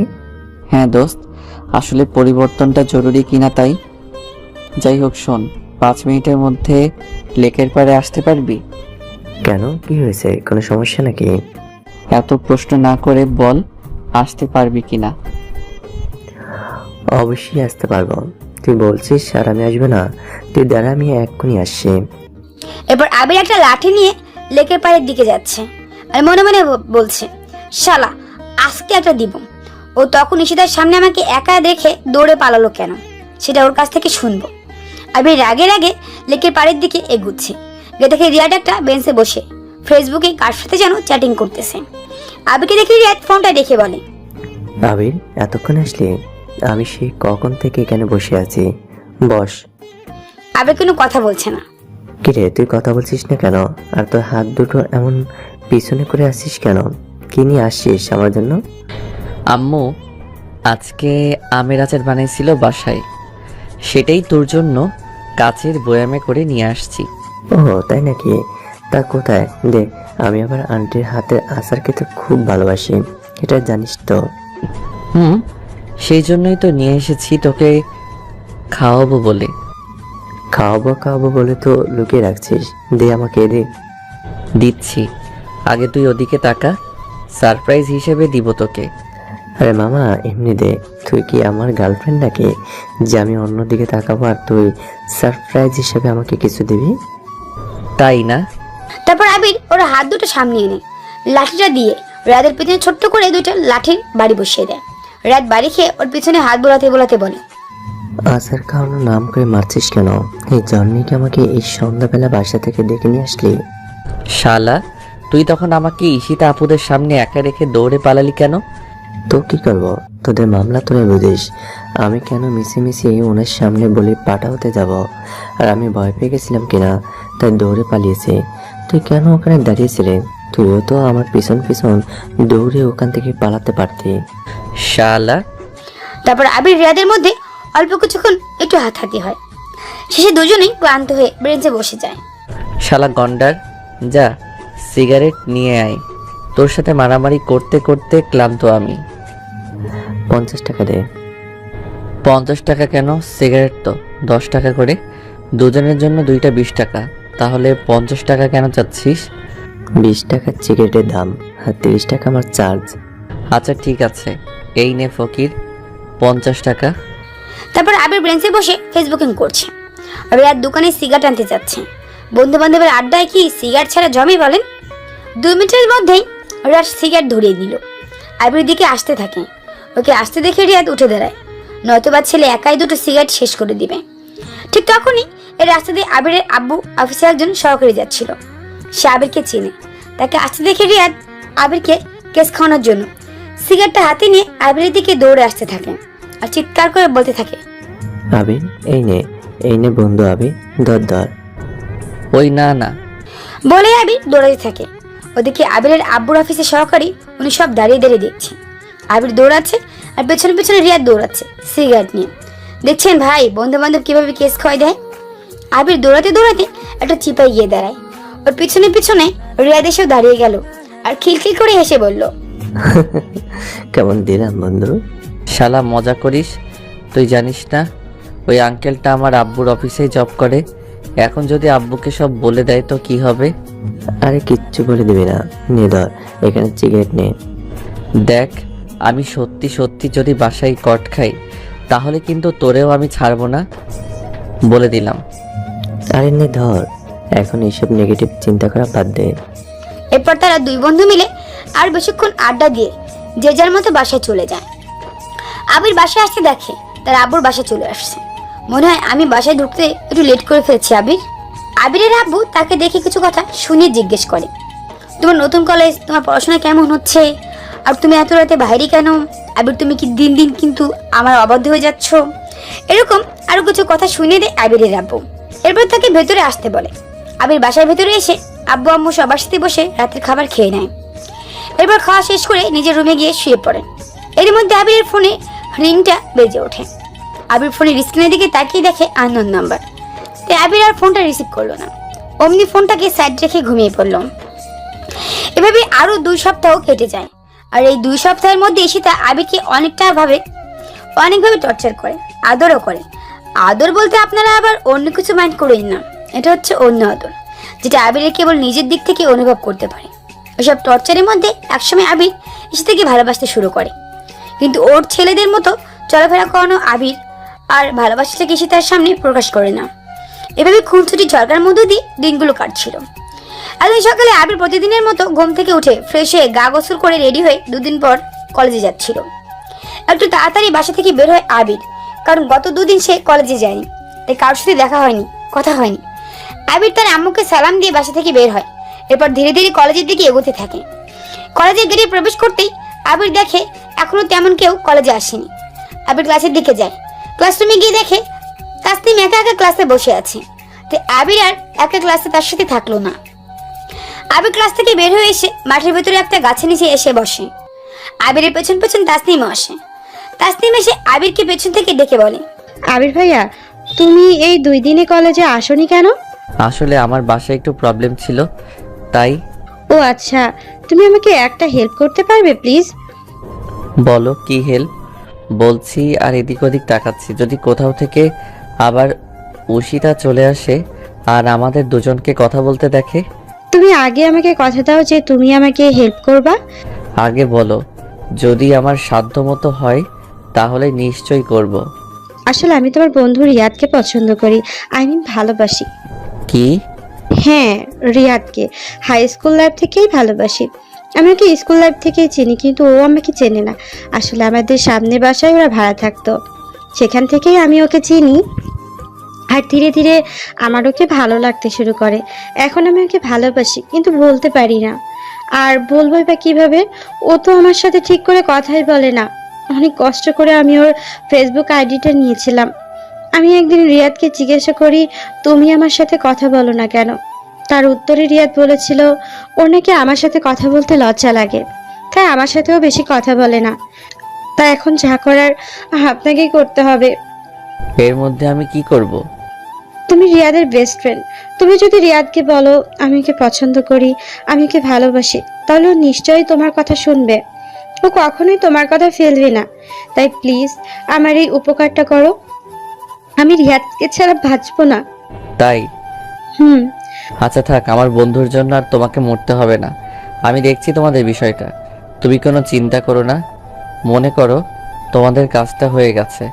অনেক অনেক ধন্যবাদ আপনাকে আবির ভাইয়া। ভাইয়া এই চিঠিটা নেন, এইটা আমি আপনার বন্ধুকে দিয়ে দিয়েন প্লিজ। আচ্ছা, দিয়ে দিব। তারপর আবির সেই তাসনিমের হাত থেকে রিয়াদের চিঠিটা নিয়ে যাবে। তখন কোথা থেকে যেন সেখানে ঈশিতা এন্ট্রি হয়, আর সে আবিরকে তাসনিমের চিঠিটা দিচ্ছে। সেটা দিতে দেখে নেয়। তাসনিম আবিরের হাতের চিঠিটা নিয়ে ক্লাসে চলে যায়। তারপর আবির কলেজ গেটের দিকে তাকিয়ে দেখে ঈশিতা তার দিকে অগ্নিদৃষ্টি নিয়ে এগিয়ে আসছে। আবির তখন চিঠিটা লুকিয়ে নেয়। এরপর ঈশিতা আবিরের সামনে এসে বলে, ওই শয়তান, তুই আবার ওই মেয়েটার সাথে কি কথা বলছিলি? আর আমাকে দেখে কি লুকোচ্ছিস? তোর হাতে কি দেখি? চিঠি। চিঠি মানে? ওই মেয়ে কি তোকে লাভ লেটার দিছে নাকি? আমি তো আজ ওকে মার্ডার করেই ফেলবো। ওর এত বড় সাহস! দেখি চিঠিটা আমার হাতে দে। না না, এটা তোমাকে দেওয়া যাবে না। আবির, আমি কিন্তু রেগে আছি, বেশি কথা বলবি না বলে দিলাম। চিঠিটা এক্ষুনি আমার হাতে দে। এরপর ঈশিতা জোর করে আবিরের হাত থেকে চিঠিটা কেড়ে নেয় আর চিঠিটা হাতে নিয়ে জোরে জোরে পড়তে থাকে। প্রিয়, আজ থেকে 2 বছর আগে আমি যখন তোমাকে প্রথম ছাদে খালি গায়ে অবস্থায় দেখেছিলাম, তখনই আমি তোমাকে দেখে ক্রাশ খেয়ে যাই এবং ধীরে ধীরে তোমার প্রতি একটা ভালো লাগা অনুভব হয়। আমি রোজ তোমায় লুকিয়ে লুকিয়ে দূর থেকে দেখতাম। প্রথমে দেখতেই তুমি আমার মনে জায়গা করে নিয়েছো। আমি তোমাকে কখন যে ভালোবেসে ফেলেছি তা আমি নিজেও জানি না। আমি জানি না তুমি কি আমার হবে নাকি আমি তোমার হব। আমি সবসময় তোমাকে এক নজর দেখার জন্য ছটফট করি, কিন্তু কখনোই তোমাকে সামনাসামনি বলতে পারতাম না ভালোবাসি। যদি তুমি আমাকে ফিরিয়ে দাও সেই ভয়ে। ইতি তোমার জন্য অপেক্ষা করতে থাকা তোমার ভালোবাসা, তাসলিম। চিঠিটা পড়ে ঈশিতার ভুল বুঝে কান্না করে দেয়। ও সত্যি সত্যি ভেবেছিল চিঠিটা আবিরের জন্য। আমি সত্যি তোকে অনেক ভালো মনে করেছিলাম। এই জন্য প্রথম দিন থেকেই আমি তোরা তো কাছাকাছি থাকতাম। ভেবেছিলাম আমি তোকে নিয়ে পরিবর্তন হয়ে যাব, কিন্তু তুই আমার সেই ভাবনাগুলোকে মিথ্যা বুঝিয়ে দিলি। আমার বিশ্বাসের সৎ ব্যবহার করলি তুই। কি বলছো এসব? আমি তোমার কথা কিছুই বুঝতে পারছি না। চুপ, একদম চুপ। তোকে আর কিচ্ছু বলতে হবে না। আমি চলে যাচ্ছি, আর কখনো তোমাকে বিরক্ত করব না, তোমাকে শাসনও করব না। ভালো থেকো তুমি ওই মেয়েকে নিয়ে। এরপর ঈশিতা আবিরকে আর কিছু বলার সুযোগ না দিয়ে কান্না করতে করতে আবিরের সামনে থেকে চলে যায়। আবির বুঝছে না ঈশিতা আবিরের পুরো কথাটা না শুনেই কেন চিঠিটা পড়ে এত রিয়াক্ট করলো। দূর থেকে তাসনিম এগুলো দেখে আবিরের কাছে এসে বলে, সরি ভাইয়া, আসলে এগুলোর জন্য আমি দায়ী। আমার জন্য এগুলো হলো। তুমি ক্লাসে যাও, আমি বাসায় গিয়ে রিয়াদকে সব বলবো। আজকে আর ক্লাস করব না আমি। এরপর তাসনিম ক্লাসে চলে গেল। টিফিন পিরিয়ডের সময়ও ঈশিতার সাথে দেখা করে তাকে বলে, আসসালামু আলাইকুম আপু। ওয়ালাইকুম আসসালাম। তুমি তুমি এখানে কেন এসেছো? আসলে আপু ভুল ভাবছেন। থাক, তোমাকে আর কিচ্ছু বলতে হবে না। আমি যা বোঝার বুঝে গেছি। তুমি তো সকালে দেখলে না আমি আবিরকে যা বলার বলে দিয়েছি। আমিও সামনে আর কখনো যাব না। তোমাদের মাঝে আমি আর আসবো না। তোমরা সুখী থাকো। আমি আসলে আবির ভাইয়াকে না, বরং ওনার বন্ধু রিয়াদকে পছন্দ করি। আর সেই কথাটি আমি আবির ভাইয়ের মাধ্যমে রিয়াদের কাছে পৌঁছাইছিলাম। আর আপনি যে চিঠিটা পড়েছেন ওইটা আমার লেখা ছিল রিয়াদের জন্য, আবির ভাইয়ের জন্য। রিয়াদকে ওই চিঠিটা দেওয়ার জন্য আমি চিঠিটা আবির ভাইয়াকে দেই। কি? হ্যাঁ, আপনি প্লিজ ভাইয়াকে ভুল বুঝবেন না, আমি সব সত্যিটাই বললাম। এরপর সেটা পুরো ব্যাপারটা ক্লিয়ার হয়। আবির তো আজকে ক্লাস না করে বাসায় চলে গেছে। আবির বাসায় এসে ফ্রেশ হয়ে খাওয়া দাওয়া করে মন খারাপ করে নিজের রুমে শুয়ে আছে। কখন যে ঘুমিয়ে পড়ছে তা সে নিজেই বলতে পারে না। বিকেলে আজানের সাথে ঘুম ভাঙলো আবিরের। আবির ঘুম থেকে উঠে ফ্রেশ হয়ে অজু করে নামাজ পড়ে নেয়, যাতে তার মনটা একটু ভালো হয়। বিকেলে নামাজ পড়ে বাসায় আসে আবির। আবির বাসার সামনে এসে দরজা কলিং বেল বাজাতেই আবিরের আম্মু সে দরজা খুলে দেয়। কি রে বাবা, তোর মুখটা এমন শুকিয়ে আছে কেন? কিছু হয়েছে কি? না আম্মু, কিছু হয়নি, একটু ভারী কণ্ঠে বললাম। তোর গলাটা এমন শোনাচ্ছে কেন? বললাম তো কিছু হয়নি। এরপর আবির তার আম্মুকে পাশ কাটিয়ে বাসার ভিতরে প্রবেশ করে, আবার ওদের রুমে এসে শুয়ে পড়ে। আবিরের আম্মু তার পেছন পেছন রুমে আসে। আবির, তোর কি শরীরটা খারাপ লাগছে? কি হয়েছে তোর? আর আজকে কলেজ থেকে এত তাড়াতাড়ি চলে এসেছিস যে? এমনি আম্মু, ভালো লাগছিল না তাই। তুই আমার সাথে মিথ্যে কথা কেন বলছিস? আম্মু, আমার খিদে পেয়েছে, চলো খেতে দাও। তারপর আবির তার আম্মুকে নিয়ে নিচে খাবার টেবিলে যায়, যাতে খাবারের মাধ্যমে হলেও তার আম্মু একটু চুপ থাকে। আবির খাওয়া শেষ করে রিয়াদকে কল দেয়। হ্যালো বন্ধু। কি রে, তুই আজকে কলেজে এসে নাকি ক্লাস না করে চলে গেছিস? আমি এসে শুনলাম। আসলে একটা জরুরি কাজ ছিল, তাই তাড়াতাড়ি চলে আসতে হয়েছিল। ও আচ্ছা। রিয়া, তোকে একটা কথা বলার আছে, রাখবি তো আমার কথাটা? অবশ্যই দোস্ত, তুই বলবি আর আমি রাখবো না? তুই শুধু একটা বার বলি দেখ। আগে ওয়াদা কর আমার কথাটা তুই রাখবি। কি এমন কথা যার জন্য তুই ওয়াদা করিয়ে নিচ্ছিস? আসলে তাসনিম তোকে সেই স্কুল লাইফে চেনে আর তোকে ভালোবাসে। ও নাকি তোকে অনেকবার বলতে গিয়েও বলতে পারেনি, তুই যদি তোকে রিজেক্ট করে দিস সেই ভয়ে। তারপর আবির রিয়াদকে সব কথা খুলে বলে, যেগুলো তাসনিম তাকে বলতে বলেছিল। সবটা শুনে রিয়াদ নিশ্চুপ। কি রে, তুই কথা বলছিস না কেন? আমি ওর চোখে তোর জন্য ভালোবাসা দেখেছি, তুই প্লিজ ওকে ফিরিয়ে দিস না। ও মানে কি, দেখ তুই কিন্তু কালকে কলেজে গিয়ে তাসনিমকে প্রপোজ করবি। আসলে আবির, সত্যি কথা বলতে আমারও তাসনিমকে ভালো লাগে, কিন্তু ওকে দেখলেই আমার কেমন যেন নার্ভাস লাগে, তাই ওকে তেমন কিছু বলতে পারি না। আরে বেটা, এরকম হলে কি আর ভালোবাসা পাবি? আর আমি এত কিছু জানি না, তুই কালকে তাসনিমকে প্রপোজ করবি, ব্যাস। আচ্ছা দেখে, কাল তুই কলেজে আসিস, দেখবো কি করা যায়। দেখ, আমি এত কিছু শুনতে চাই না, আমি যা বলছি তাই যেন হয়। এরপর আবির ফোনটা কেটে দিয়ে বাসা ছাদে গিয়ে ছাদের এক পাশে দাঁড়িয়ে আছে আর আকাশ দেখছে। কিন্তু আবির কিছুতেই আজকে কলেজের ঘটনাটাকে ভুলতে পারছে না। এই সাধারণ একটা বিষয় নিয়ে সীতা তার সাথে এমন একটা রিয়াক্ট কেন করলো, এগুলো ভাবতে ভাবতেই হঠাৎ পেছন থেকে তার আম্মুর ডাক আসলো। তখন বাসার ভিতরে চলে যায় আবির। আবির রুমে গিয়ে ফোনে গেমস খেলতে থাকে। আজকে আর পড়তে বসেনি সে, কারণ তার মনটা ভালো নেই। রাতে খাওয়া দাওয়া শেষে বিছানায় শুয়ে আছে আবির, কিন্তু কিছুতেই তার ঘুম আসছে না। বিছানায় শুয়ে সে শুধু এপাশ ওপাশ করতে থাকে। অনেকক্ষণ পর প্রায় রাত 3টার দিকে সে ঘুমায়, যার জন্য তার সকালে বিছানা থেকে উঠতে অনেক লেট হয়ে যায়। আবিরের এমন কথাটা বলতেই আবিরের মনে পড়ে যায় রিয়াদ আর তাসনিমের কথাটা। তারপর আবির তাড়াতাড়ি করে লাফিয়ে ঘুম থেকে উঠে যায়। কি রে, কটা বাজে দেখেছিস? তুই এখনো বিছানায় শুয়ে কেন? কলেজে যাবি না নাকি? তাড়াতাড়ি ওঠ। আম্মু, আর একটু ঘুমাতে দাও না। তোর ঘুম, দাঁড়া আমি দেখাচ্ছি। এই বলে আম্মু রুমের ফ্যানটা অফ করে দিল। ব্যাস, বাঙালি মায়েরা আর যেটা ভালো পারে আর কি। আবির, তাড়াতাড়ি ওঠ, না হলে তোর কলেজের জন্য দেরি হয়ে যাবে। আর আজকে কলেজে না গেলে কিন্তু তোর আব্বুকে আমি বলে দিব, তখন তোকে বকলে যেন আবার আমাকে বলিস না। আম্মু, আমাকে ঘুমাতে দাও, আমি আজ কলেজে যাব না। কলেজে যাবি না মানে? তুই না রাতে আমাকে বললি কাল যেন তোকে তাড়াতাড়ি ডেকে দেই। তারপর সে ফ্রেশ হয়ে নাস্তা করে কলেজের ব্যাগটা কাঁধে নিয়ে বাসা থেকে বেরিয়ে কলেজের উদ্দেশ্যে। রিয়াদ আবিরকে অনেকবার কল করেছে, কিন্তু আবির ঘুম থেকে উঠতে লেট করায় ওর কলগুলো ধরতে পারেনি। যাই হোক, তাড়াতাড়ি করে কলেজে চলে আসে আবির। আবির কলেজে এসে দেখে আজ কলেজে অনেকটাই হইহট্টগোল হচ্ছে, কিন্তু কেন? আবির কলেজের গেট দিয়ে ভেতরে প্রবেশ করতে ঈশিতার কয়েকজন বান্ধবী আবিরকে দেখে তার কাছে এগিয়ে এসে বলে, ভাইয়া আপনি এখানে? তাড়াতাড়ি আসুন, দেখবেন ওইদিকে কি হচ্ছে। কি হচ্ছে? কেউ সার্কাস দেখাচ্ছে নাকি? আরে আগে আসেন, তাহলেই সব বুঝতে পারবেন। তারপর আবির তাড়াহুড়ো করে ওদিকটা এগোতে থাকে। কলেজের বিল্ডিং এর সামনে যেতেই যেন আবিরকে কলেজের ছাদের উপর থেকে নাম ধরে ডাকতে থাকে। এই যে মিস্টার আবির, এখানে এখানে উপরে তাকান। কে? আবির উপর দিকে তাকাতে দেখে ঈশিতা কলেজের ছাদের উপর দাঁড়িয়ে নিচে লাফাতে যাচ্ছে, মানে সে সুইসাইড করতে যাচ্ছে। দেখো, এখন যদি তুমি আমাকে ভালোবাসি না বলো তাহলে আমি এখান থেকে নিচে লাফ দিয়ে মরে যাব, বলে দিলাম। আরে কি আশ্চর্য, এইটা মরার কোনো পদ্ধতি হলো নাকি? মরবেন যখন দূরে কোথাও গিয়ে মরেন, আমাদের কলেজটাকে কেন বলির পাঠা বানাচ্ছেন? আপনি তো বাসায় মরতে পারেন। আমি সিরিয়াসলি বলছি, আর তুই আমার সাথে ফাজলামি করছিস। আমি কখনোই তোমার মতো মেয়েকে ভালোবাসবো না। কি বললে তুমি? ঠিকই বলেছি। ভেবে বলছো তো? আমি খুব ভালো করেই ভেবে বলেছি। এই বলে আবির ক্লাসরুমে প্রবেশ করতে যাচ্ছে, তখনই পিছন থেকে আবার ঈশিতার ডাক। এই যে মিস্টার আবির। আবার কি হয়েছে? আমার হাতে এটা কি দেখতে পাচ্ছো? কি? আবার একটা খাতা?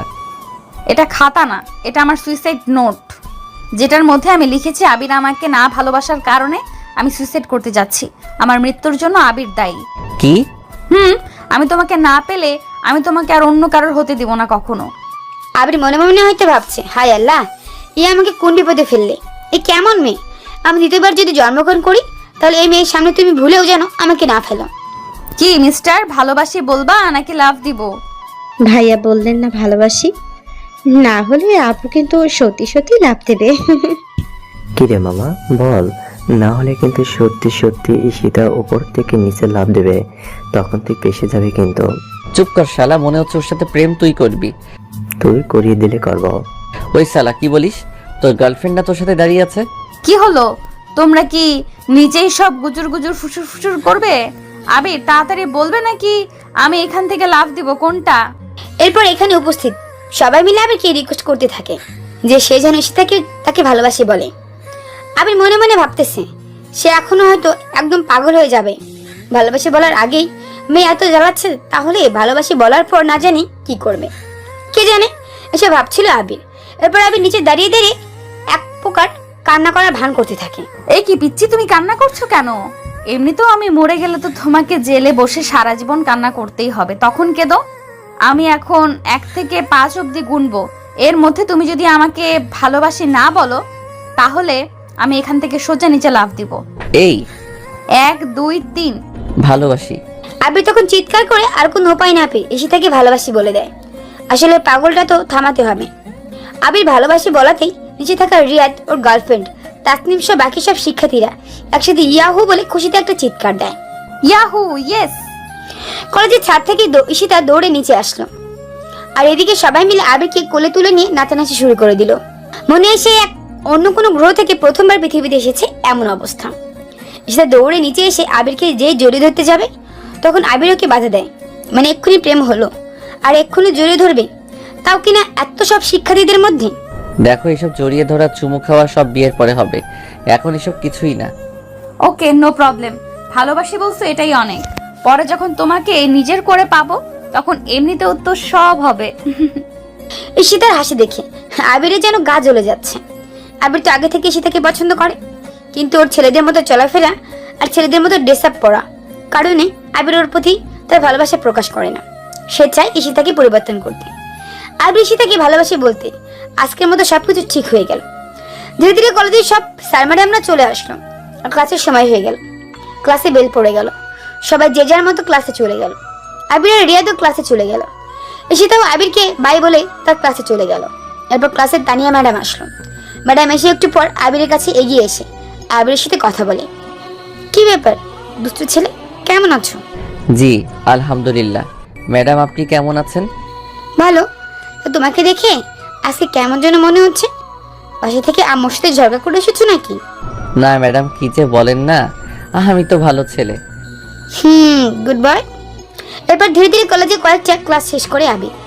ক্লাস শেষ করে কাউকে কিছু না জানিয়ে আবির আর রিয়াদ ছুটির আগে কলেজ থেকে বের হয়ে বাসায় চলে আসে। আবির বাসায় ফিরতেই দেখে তার আব্বু আম্মু আর লামিয়া, অর্থাৎ তার ছোট বোন সহ সবাই রেডি হয়ে কোথায় যেন যাচ্ছে। এ কি আম্মু, তোমরা সবাই আমাকে রেখে কোথায় যাচ্ছ? আবির তুই আসছিস, ভালো হয়েছে। আসলে তোর আন্টি নাকি খুব অসুস্থ, তাই আমরা সবাই সেখানেই যাচ্ছি, তুইও চল। আম্মু আমি এভাবে কিভাবে যাব? তো কি হয়েছে, আমার বোনের বাসায় তো যাচ্ছিস তুই। আচ্ছা ঠিক আছে চলো। এবার আবির তার আব্বু আম্মুর সাথে চলে যায় তার খালামণির বাসায়।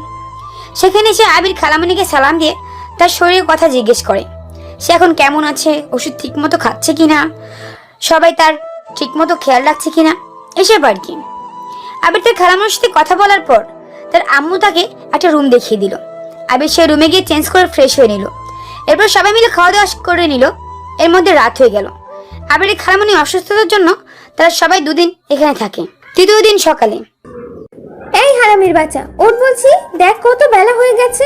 খালামুনির বাসায় এসে কেউ এত বেলা অবধি ঘুমায় নাকি? সবাই কি বলবে? ওঠ। উফ হারামি, আমাকে আর একটু ঘুমাতে দাও না, উঠবো তো।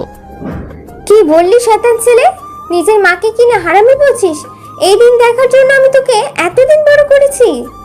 বারে, তুমি তো বললে হারামির বাচ্চা, তাহলে সেই হিসেবে তুমি তো আমার মা। তো বাজে কথা না বলে এখন তাড়াতাড়ি বিছানা থেকে ওঠ, আমরা আজকে বাসায় যাব। তোর বাবা কাল থেকে অফিস আছে, তাড়াতাড়ি ওঠ। আম্মু। আবির বেশি বেশি হয়ে যাচ্ছে কিন্তু, তাড়াতাড়ি ওঠ বলছি। আমরা সবাই রেডি, তুই উঠে খাওয়া দাওয়া করে তাড়াতাড়ি তুইও রেডি হয়ে নে, না হলে আমরা তোকে সবাই এখানে রেখে একাই চলে যাচ্ছি। না না আম্মু, আমিও যাব তোমাদের সাথে। এই তো দেখো আমি উঠে গেছি। এরপর আবির তাড়াহুড়ো করে ঘুম থেকে উঠে ফ্রেশ হয়ে খাবার খেয়ে নিজেও রেডি হয়ে নেয়। আজ প্রায় 3 দিন পর তারা বাসায় ফিরবে। এই 3 দিন আবির তার আব্বু আম্মুর সাথে ছিল, ঈশিতার সাথে কোনো রকম যোগাযোগ করেনি। কি জানি ঈশিতা এখন কেমন আছে। যাই হোক, আবির খাওয়া দাওয়া শেষ করে রেডি হয়ে তার খালামণিকে আর খালুকে সালাম দিয়ে তাদের বাসা থেকে বিদায় নিয়ে বের হয়ে আসে। তারপরে বিকেলের মধ্যেই বাসায় পৌঁছে যায়। বাসায় এসে তার কলেজার বন্ধুটাকে প্রথমে কল দেয় আর তাকে লেকের পাড়ে আসতে বলে। আবিরের কল দিতে দেরি, কিন্তু ওপাশ থেকে কল রিসিভ করতে দেরি হলো না রিয়াদের। রিয়াদকে লেকের পাড়ে আসতে বলে আবির বাসা থেকে বের হয়ে হাঁটা দেয়। তখন পেছন থেকে তার আম্মু বলে, কি রে তুই কোথায় যাচ্ছিস? সবে মাত্রই তো আসলি, একটু রেস্ট নে। না আম্মু, আগে রিয়াদের সাথে দেখা করে আসি, তারপর এসে রেস্ট করব। ঠিক আছে যা, তবে তাড়াতাড়ি চলে আসিস। তারপর আবির লেকের পাড়ে চলে আসে। এসে দেখে আগের মতো রিয়াদ আজকেও তাড়াতাড়ি চলে এসেছে। আবির রিয়াদকে দেখে জোরে ধরে বলে, বন্ধু কেমন আছিস?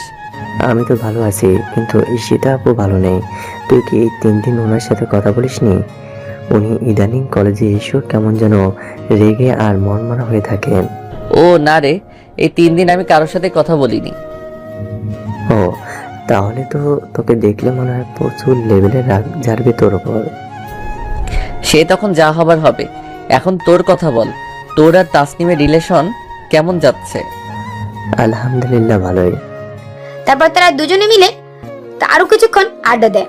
তারপর আবির বাসা চলে আসে। আবির বাসায় এসে দেখে তার আম্মু রান্না করছে। আবিরের আম্মু রান্না শেষে সবাই একসাথে বসে ডিনার করে নেয়। ডিনার করে আবির রুমে এসে একটা লম্বা ঘুম দেয়, কারণ আজ সকালে তার একদম ঘুম হয়নি। আর কারণটা তো আপনারা জানেন, কিছু না শুতেই চোখটা বুঝে আসে আবিরের। রাতে তাড়াতাড়ি শুয়ে পড়তে ভোর ভোর ঘুম ভেঙে যায় আবিরের। ভোরবেলা উঠে ফজরের নামাজ পড়ে রাস্তা দিয়ে হাঁটছিল আবির। তখন আবির সেই লেকের পাড় দিয়ে দৌড়াচ্ছিল, মানে জগিং করতেছিল। সেখানে এসে তার বান্ধবীরাও জগিং করছিল। ওরা আবিরকে দেখে দৌড়ে এসে আবিরকে চিলের মতো ধরে বেঁধে একটা সিনজিতে তুলে নেয়। তারপর আবিরকে জোর করে কোথায় যেন নিয়ে যেতে থাকে। আবির চিৎকার করতে যাবে, সেটার সুযোগ ওরা আবিরকে দেয় না। সাথে সাথে ওরা আবিরের মুখ টেপ দিয়ে আটকে দেয়, যাতে আবির কোনো কথা বলতে না পারে। কিছুক্ষণ পর সিনজি এসে ঈশিতার বাসার সামনে থামলো। তারপর ওরা সবাই মিলে আবিরকে ধরাধরি করে বাসার ভিতরে ঈশিতার রুমে নিয়ে যেতেই আবিরকে দেখে ঈশিতা ওর রুমে সবাই বসে বসে সিগারেট খাচ্ছে আর কান্না করছে। আবিরকে হঠাৎ দেখতে পেয়ে ঈশিতা দৌড়ে এসে প্রথমে আবিরকে জড়িয়ে ধরলো আর তার ধারে মুখে চুমু খেতে লাগলো। এরপর কান্নার সাথে রাগী গলায় বলল, তুই এই 3 দিন কোথায় ছিলি? আমার সাথে কোনো রকম যোগাযোগ করিসনি কেন?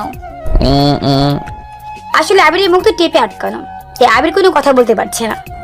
বল, আমার সাথে তুই কেন এমন করছিস? কেন কষ্ট দিয়েছিস আমাকে? কেন আমাকে কাঁদিয়েছিস বল? তুই জানিস না তোকে না দেখলে আমার কষ্ট হয়? বল কেন কষ্ট দিলি আমাকে?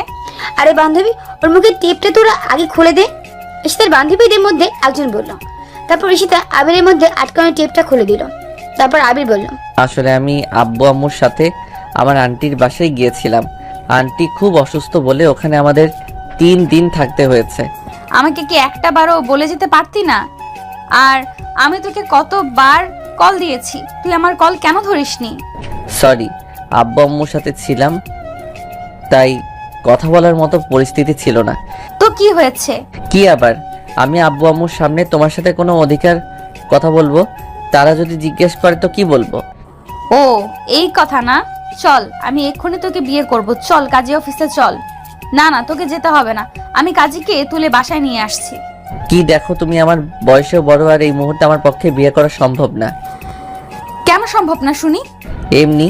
বিয়ে করবি না আমাকে? এই মুহূর্তে না। তাহলে রুম ডেট করবি আমার সাথে? কি? হ্যাঁ চল, আমি তোর সাথে রুম ডেট করব, তারপর তোকে বিয়ে করব। এই তোরা সবাই বাইরে যা। ঈশিতা বলাতেই সবাই তাড়াহুড়ো করে রুম থেকে বের হয়ে গেল। আর ঈশিতা আবিরের দিকে বাজেভাবে এগিয়ে আসতে থাকলো। ঈশিতা, ঈশিতা আমার কথা শোনো। না, আমি তোর কোনো কথাই শুনবো না। তুই হয় এক্ষুনি আমাকে বিয়ে করবি, নয়তো আমার সাথে রুম ডেট করবি, তারপর তোকে বিয়ে করব, দুইটার মধ্যে একটা। আবির ধীরে ধীরে পা পিছিয়ে যাচ্ছে আর ঈশিতা তার দিকে এগিয়ে আসছে। এক পর্যায়ে ঈশিতা রুমের দরজা লাগিয়ে দিয়ে ওর বুকের অন্যটা সোফায় সুরে ফেলে দিয়ে আবিরের উপরে আসতে থাকে। তারপর ঈশিতা আবিরকে তার খাটের উপরে শুয়ে ফেলে দিল। এক পর্যায়ে আবিরকে জোর করতে থাকে। এবার আবির বাধ্য হয়ে ঈশিতার গালে জোরে একটা থাপ্পড় বসিয়ে দেয়। সাথে সাথে ঈশিতা থমকে যায়। কি মনে করো কি তুমি নিজেকে? সব সময় তুমি যা বলবে তাই সবাই করবে? তুমি কি নিজেকে মেয়ে মনে করো নাকি? একটা মেয়ে কেমন হয় তুমি জানো? সব সময় তো ছেলেদের মতো শার্ট প্যান্ট পরে চলাফেরা করো আর গুন্ডামি করো। এই তোমাদের মতো মেয়েরাই এমন রাস্তায় বেপর্দাভাবে চলাফেরা করবে আর ছেলেদের চরিত্র নষ্ট করবে। তোমাদের মতো কিছু মেয়েদের জন্যই সমাজের আজ এই অবস্থা। ঈশিতা চুপচাপ তার মাথা নিচু করে আবিরের অভিযোগগুলো শুনছে। আবির আজ রেগে গিয়ে অনেক কথা শুনিয়ে দেয় ঈশিতাকে। তারপর সে সেই রাগ নিয়ে ঈশিতাদের বাসা থেকে বের হয়ে আসে আর তাদের বাসার উদ্দেশ্যে জোরে জোরে হাঁটতে থাকে। ওদিকে ঈশিতা এখনো তার রুমে অঝরে কান্না করেই যাচ্ছে। আবির ভাবছে, ও কি এখনো কান্না করছে নাকি? আর করলেও বা আমার কি? ও তো কখনো আমার সাথে একজন ভদ্রমের মতো আচরণ করে না, সব সময় শুধু আমাকে নানানভাবে টর্চার করে। আজকে একদম সীমা ছাড়িয়ে যাচ্ছিল ও। সত্যি সত্যি যদি আজ ও আমার সাথে জোর করে ওইসব করতো, তাহলে আমি আমার আব্বু আম্মুকে মুখ দেখাতাম কিভাবে? এগুলো ভাবতে ভাবতে আবিরের রাগ যেন আরো 3 গুণ বেড়ে গেল। তারপর সে রাগে ফুঁসতে ফুঁসতে আরো জোরে জোরে হাঁটা শুরু করলো, কারণ এখনো অনেক বেলা হয়ে গেছে। এতক্ষণে তার আম্মু নিশ্চয়ই তাকে খুঁজছে, এটাই ভেবেই সে আরো জোরে জোরে পা ফেলতে থাকে। ঠিক তখনই রাস্তা দিয়ে কয়েকজন বখাটে ছেলে পেলে আসছে নেশাগ্রস্ত ভাবে। তারপর ভুলবশত তাদের সাথে আবিরের ধাক্কা লেগে যায়। আবির তাদেরকে সরি বলেও তারা উল্টো আবিরের সাথে তর্ক করতে থাকে আর আবিরকে ধাক্কা দিতে থাকে। এক পর্যায়ে 3 জন মিলে আবিরের মারধর করতে শুরু করে দেয়। আবির একার কারণে ওদের সাথে পেরে ওঠেনি। তারপর আবির ওদের কাছে মার খেয়ে একসময় সেন্সলেস হয়ে রাস্তায় পড়ে যায়। আল্লাহ রহমত তখন ওদিক দিয়ে আবিরের প্রাণপ্রিয় বন্ধু রিয়াদ যাচ্ছিল।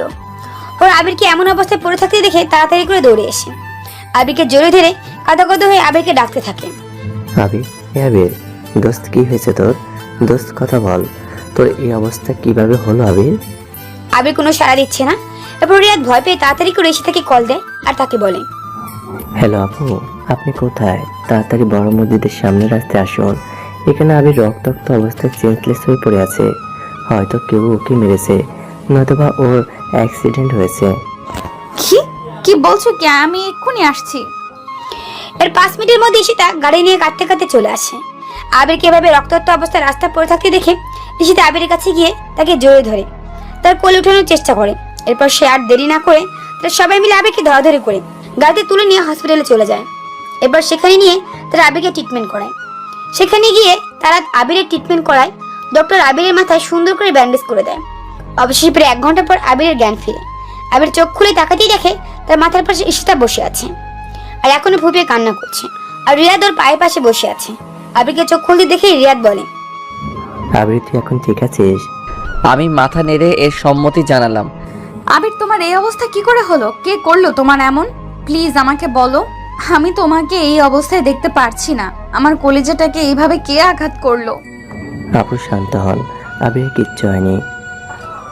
তুমি থামো আবির, তুমি আমাকে বলো তোমার এই অবস্থা কে করেছে? কি করে হলো এমন? প্লিজ আবির, চুপ করে থেকো না, আমাকে বলো। আসলে আমি তোমাদের বাসা থেকে রেগে বের হয়ে আসার পর একদল বখাটে ছেলেদের সাথে আমার ভুলবশত ধাক্কা লাগে। আমি তাদেরকে সরি বললেও ওরা নেশাগ্রস্তভাবে থাকার কারণে উল্টো আমাকে মারধর করতে থাকে। আর আমাকে মারা শেষে ওরা একটা ল্যাম্পপোস্ট বরাবর আমাকে ধাক্কা দেয়, সেখানে সোজা আমার মাথাটা গিয়ে লাগে যায়। এই জন্য আমি জ্ঞান হারিয়ে ফেলি। আবির, তুমি কি ওদের নাম কিছু বলতে শুনেছো? হ্যাঁ, আমাকে যখন ওরা নিচে ফেলে পা দিয়ে মারছিল, তখন একজনকে বলতে শুনেছিলাম, মিরাজ, ওকে ছেড়ে দে, নয়তো মরেই যাবে। কি? ওই মিরাজের বাচ্চা কিনা এত বড় সাহস যে কিনা তোমাকে আঘাত করে? আমি ওকে ছাড়বো না। এরপর ঈশিতা রাগে জ্বলতে জ্বলতে ওর ফোনটা হাতে নিয়ে কাকে যেন কল দেয় আর বলে, এই মিরাজকে আমি 1 ঘন্টার মধ্যে আমার সামনে দেখতে চাই। এরপর ঈশিতা ফোনটা রেখে আবিরের কাছে এসে বসে আর আবিরের মাথায় চুলে হাত বোলাতে থাকে। আবির ওর সাথে তেমন কোনো কথা বলছে না। আবির রিয়াদকে উদ্দেশ্য করে বলল, আমি বাসায় যাব। যাবি তো, আমরা তোকে বাসায় দিয়ে আসবো। না, তোদের আসতে হবে না, আমি একাই যেতে পারবো। না, আমরাও তোমার সাথে যাব, তোমাকে বাসাতে ছেড়ে আসবো। না, আমি একাই যেতে পারবো বললাম তো। এখন বেশি কথা বললে কিন্তু তোমাকেও মারবো। চুপচাপ শুয়ে থাকো, একটু পর ডক্টর এসে বললেই তোমাকে বাসায় নিয়ে যাব। কিছুক্ষণ পর ডাক্তার এসে বলে, আবির এখন ঠিক আছে, আপনারা চাইলে ওকে বাসায় নিয়ে যেতে পারেন, কিন্তু ওর খেয়াল রাখবেন। এরপর ঈশিতা আর রিয়াদ মিলে আবিরকে ধরে ধরে রাস্তা পর্যন্ত নিয়ে আসে গাড়ির কাছে। ঈশিতার একটা হাত দিয়ে আবিরের কোমর ধরে আছে আর আবিরের আরেকটা হাত নিজের কাঁধের উপর রেখে দিয়েছে। ঈশিতা কাঁধে ভর দিয়ে আর রিয়াদকে ধরে হাঁটছে আবির। আসলে তার পায়ে প্রচন্ড মারের ব্যথা সে হাঁটতে পারছে না। হসপিটালের বাইরে এসে আবিরকে ঈশিতার গাড়িতে করে আবিরদের বাসার সামনে নিয়ে আসা হয়। তারপর আবির রিয়াদকে চলে যেতে বলে আর রিয়াদ চলে যায়। ঈশিতা আবিরকে ধরে ধরে বাসার মেন দরজার সামনে নিয়ে আসে। এরপর দরজা কলিং বেল বাজাইতে আবিরের আম্মু এসে দরজা খুলে দেয় আর আবিরের কপালে ব্যান্ডেজ দেখে কান্না শুরু করে দেয়। আবির, তোর কপালে ব্যান্ডেজ কিসের? কি হয়েছে তোর বাবা? আন্টি, ও সামান্য একটু আঘাত পাইছে। তুমি কে মা? আন্টি, আমি ঈশিতা, ওর ক্লাসমেট। ও আচ্ছা, আসো, তোমরা ভেতরে আসো। তারপর ঈশিতা আবিরকে ধরে ধরে বাসার ভেতরে নিয়ে আসে। এখন প্রায় 10টা বাজে। তে বাসায় আবিরের আব্বু নেই, অফিসে চলে গেছে আর তার ছোট বোন লামিয়াও স্কুলে। ঈশিতা আবিরকে ধরে নিয়ে বসার ঘর সুপার উপর নিয়ে বসালো। এখন তো বল, কি হয়েছে তোর? আসলে আম্মু, আমি নামাজ পড়ে বাসায় আসার সময় রাস্তা ক্রস করতে গিয়ে একটা রিকশার সাথে ধাক্কা খেয়ে রাস্তায় পড়ে যাই, আর সেই থেকেই মাথায় একটু চোট লাগে।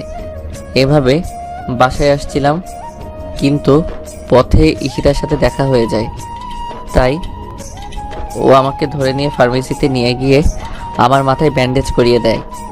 ও আচ্ছা মা, তোমাকে অনেক অনেক ধন্যবাদ। আমার ছেলেটা তো আমার কোনো কথাই শোনে না, সবসময় বাচ্চাদের মতো দুষ্টুমি করে, চলাফেরা করে, কোনো খেয়ালই নেই ওর। আন্টি, আমাকে ধন্যবাদ কেন দিচ্ছেন? আমি তো ওর বন্ধু। আচ্ছা মা, তোমরা বসে একটু গল্প করো, আমি তোমাদের জন্য নাস্তা বানিয়ে নিয়ে আসছি। না আন্টি, আজ না, অন্য একদিন এসে খাবো। কেন মা? আমি তো তোমার মায়ের মতোই, আর আজ তুমি প্রথমবার আমাদের বাসায় এসেছো, কিছু না খেয়ে যদি চলে যাও তাহলে কেমন দেখায়? দেখ, যখন এসেছো তখন কিছু খেয়ে যাও। তারপর ঈশিতা মাথা নেড়ে হ্যাঁ সম্মতি জানায়। আবির আম্মু চলে যায় কিচেনে তাদের জন্য নাস্তা বানাতে। আবির আর ঈশিতা দুজনে মিলে সোফায় বসে আছে, কেউ কোনো কথা বলছে না, দুজনেই চুপ। একটু পর ঈশিতা নীরবতা ভেঙে বলল, আবির, তোমার রুম কোনটা? উপরে দোতলায়। চলো তোমার রুম দেখবো। আচ্ছা। তারপর আবির ঈশিতাকে নিয়ে উপরে আর তার রুমে নিয়ে যায়। ঈশিতা আবিরের পুরো রুমের সাইডে ঘুরে ঘুরে দেখতে থাকে। রুমের চারপাশটা খুব সুন্দর করে সাজানো গোছানো। বাহ, তোমার রুমটা তো খুব সুন্দর। আবির, আমি একটু ফ্রেশ হয়ে নেই। হ্যাঁ নিশ্চয়ই, ওয়াশরুমটা ওই যে ওই দিকে। এবার আবির ঈশিতার ওয়াশরুমটা দেখিয়ে দিল। একটু পর ঈশিতা ওয়াশরুম থেকে ফ্রেশ হয়ে বের হয়ে আসলো। তারপর আবির আবার ঈশিতাকে নিয়ে নিচে বসার ঘরে এসে বসে। আর একটু পর আবিরের আম্মু ওদের দুজনের জন্য নাস্তা বানিয়ে নিয়ে আসে। এই নাও মা, খেয়ে নাও। আবির, তুই একটু খা। ঈশিতা খাচ্ছে না, চুপচাপ বসে আছে আর মাথা নিচু করে আছে, মনে হচ্ছে লজ্জা পাচ্ছে। কি হলো মা, খাচ্ছ না কেন? আমি তো তোমার আম্মুর মতো, এত লজ্জা কেন পাচ্ছ আম্মুর বাসায় এসে খাবার খেতে? নাও, হাঁ করো, আমি তোমাকে খাইয়ে দিই। ঠিক আছে আন্টি, দেন। এরপর আম্মু ঈশিতাকে একটু একটু করে নাস্তা খাইয়ে দিতে লাগলো, আর এদিকে আমার দিকে যেন আম্মুর কোনো নজরই পড়ছে না। যা বাবা, মনে হচ্ছে আমি আম্মুর সন্তান না, ঈশিতাই আম্মুর সন্তান। নাস্তা শেষে ঈশিতা আমার হাত ধরে নিয়ে আমাকে আমার রুমে নিয়ে গিয়ে বসিয়ে দেয়। তারপর আম্মুকে বলে, আন্টি, আমি তাহলে এখন আসছি।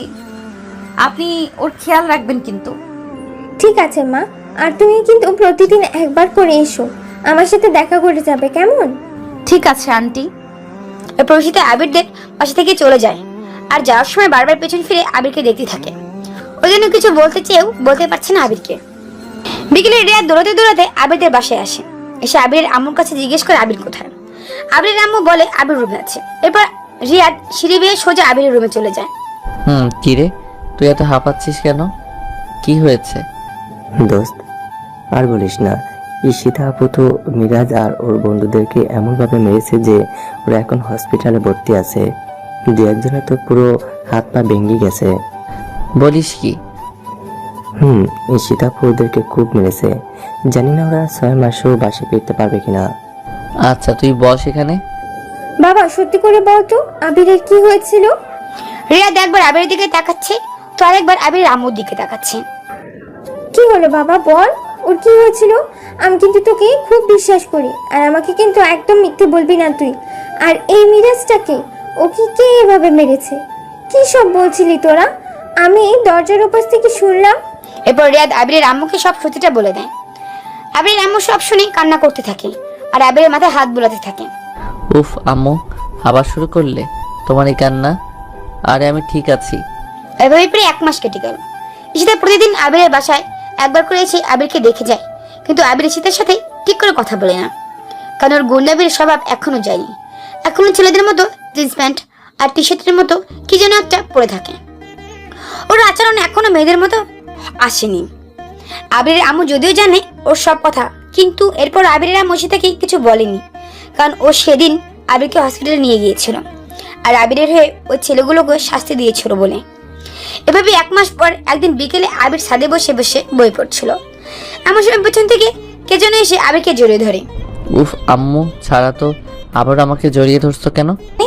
আম্মু না, আমি তোমাকে জড়িয়ে ধরছি। পেছনে তাকিয়ে দেখো। আরে এটা তো ঈশিতা ভয়েস, কিন্তু ও ছাদে কেন চলে এসেছে তাও এই সময়? এরপর আবির পেছনে ফিরে তাকিয়ে দেখে আজকের ঈশিতা আর বিগত দিনে ঈশিতার মধ্যে অনেক চেঞ্জ। সে তো পুরাই বিশ্বাস করতে পারছে না যে এটা স্বপ্ন নাকি বাস্তব। এটা কোন ঈশিতা? এটা কোন ঈশিতা আমার সামনে দাঁড়িয়ে আছে? আমি দেখছি ঈশিতা আজ একটা খয়েরি রঙের শাড়ি পরে আমার সামনে এসেছে, সাথে ফুল হাতাওয়ালা ব্লাউজ। চুলগুলো আজ আর সেই এলোমেলো ভাবে নেই, সুন্দর করে পেছনে চুল বাঁধা, আর তাতে গোলাপ ফুল, হাতে কাচের নীল রেশমি চুড়ি আর ঠোঁটে লাল লিপস্টিক, চোখে কাজল, সাথে ঝুমকো, কানের দুল, গলায় সুন্দর একটা চেইন মালা। সব মিলিয়ে আজ ঈশিতাকে একদম মেলানোই যাচ্ছে না। আমি নিজের হাতে একটা চিমটি কেটে নিলাম। আসলে আমি ক্লিয়ার হতে চাচ্ছি যে এটা স্বপ্ন নাকি বাস্তব। ঈশিতা আজ শার্ট প্যান্ট ছেড়ে এভাবে এতটা পরিবর্তন হয়ে আমার সামনে এসেছে। আমি কিছু না বলে প্রায় 3 মিনিট ওর দিকে তাকিয়ে ক্রাশ হয়ে আছি, চোখ যেন পারছি না। কি হলো এভাবে হা করে তাকিয়ে কি দেখছো? আমি তোমার ঈশিতা। সরি, আমার কোনো ব্যক্তিগত কেউ নেই এই নামে। সেই জন্যই তো তোমার ব্যক্তিগত কেউ হতে আমি এসেছি, নিজেকে বদলে। আবির বিশ্বাস করো, আমি শুধু তোমার জন্য নিজেকে এতটা বদলে ফেলেছি। আসলে ছোটবেলায় মা মারা যাওয়ার পর বাবার কাছে একাই লালন পালন হই। আমি কিছুটা বড় হওয়ার সাথে সাথে নানানভাবে ছেলেরা আমাকে বাইরে ইফটিজিং করতে থাকে, নানানভাবে আমাকে ভালোবাসার কথা বলে আমার বাবার সম্পত্তির লোভে। এই সমস্ত ইফটিজিং থেকে বাঁচতে আর সমাজে আমার মতো কিছু মেয়েদেরকে ছেলেদের ইফটিজিং থেকে বাঁচাতে আমি এমনভাবে চলাফেরা করতাম নিজের নিরাপত্তার জন্য। আর এখন আমি তোমাকে আমার ব্যক্তিগত দেহরক্ষী করে রাখতে চাই সারা জীবনের জন্য। আবির, আমি তোমার বউ হতে চাই। তুমি কি আমাকে একটিবার সুযোগ দিবে নিজেকে পরিবর্তন করার? আমি সত্যি তোমাকে অনেক ভালোবাসি। আমি তোমাকে ছাড়া আর থাকতে পারবো না। আমি জানি না তুমি আমার কথাগুলো কিভাবে নিবে, কিন্তু এটাই সত্যি। আমি তোমাকে প্রথম দিন আমাদের বাড়ির সামনে দেখেই তোমাকে ভালোবেসে ফেলেছিলাম। এরপর ধীরে ধীরে তোমাকে যত চিনেছি, যত দেখেছি, ততই তোমাকে ভালোবেসে ফেলেছি, যার জন্য এখন আমার তোমাকে ভোলা একদমই সম্ভব না। আবির, তুমি কি আমাকে একটিবার সুযোগ দেবে তোমাকে নিজের করে ভালোবাসার, সারা জীবন তোমার পাশে থাকার এবং বয়স্ককালে তোমার নিরাপত্তার একমাত্র সঙ্গী হওয়ার? আমি শুধু চুপচাপ ঈশিতার কথাগুলো শুনছি, কোনো কথা বলছি না। কি হলো আবির, উত্তর দাও। আজ হয়তো তুমি আমাকে নিজের করে নিবে, নয়তো বা আমাকে তুমি নিজের হাতে মেরে ফেলবে। আবির, আমি সত্যি তোমাকে ছাড়া থাকতে পারবো না। অনেক ভালোবেসে ফেলেছি তোমাকে। তুমি আমাকে যা বলবে, যেভাবে বলবে আমি সেভাবেই চলবো। তবু প্লিজ তুমি আমাকে দূরে ঠেলে দিও না। বলে ঈশিতা আমার হাত ধরে কান্না করতে থাকে। আমি এখনো নিশ্চুপ আছি। কি হলো আবির, কথা বলছো না কেন? আমার প্রতি কি এখনো ঘৃণা জমে আছে তোমার, নাকি আমাকে এখনো মেয়ে বলে মনে হচ্ছে না? বলো, আমি কি করলে তুমি আমাকে ভালোবাসবে? আমি তাই করতে রাজি আছি। আমি এখনো নিশ্চুপ। আসলে আমিও তো ঈশিতাকে পছন্দ করি, কিন্তু ওর ছেলেদের মতো চলাফেরা আর এলাকায় এমন গুন্ডামির জন্য ওকে আমার ভালোবাসার কথাটা বলিনি। আমি শুধু চেয়েছিলাম ওকে একটু পরিবর্তন করতে, ওকে বোঝাতে যে একটা মেয়ের সমাজে কেমনভাবে চলাফেরা করা উচিত। আর আজও সেটা বুঝতে পেরেছে। তাই আমার আর ওর প্রতি কোনো অভিযোগ নেই, কোনো অপছন্দ নেই। তাই সব কিছু ভুলে আমি বসা থেকে উঠে দাঁড়িয়ে ঈশিতার 2 হাত আমার বুকের সাথে জড়িয়ে ধরে বললাম, আমার জন্য কিচ্ছু করতে হবে না, শুধু নিজেকে এভাবেই সারা জীবন বাঁচিয়ে রাখো আর আমাকে এভাবেই ভালোবাসো। আমিও সারা জীবন এভাবেই তোমার ভালোবাসা জোরে থাকতে চাই। আমিও যে তোমাকে অনেক বেশি ভালোবাসি আমার পাগলি। এরপর আবির মুচকে একটা হাসি দিয়ে ঈশিতাকে তার বুকে জড়িয়ে নেয়, আর সে শক্ত করে জড়িয়ে ধরে আরো বেশি করে কেঁদে দেয়। কি হলো জান, এখন কান্না করছো কেন? খুশিতে। পাগলি।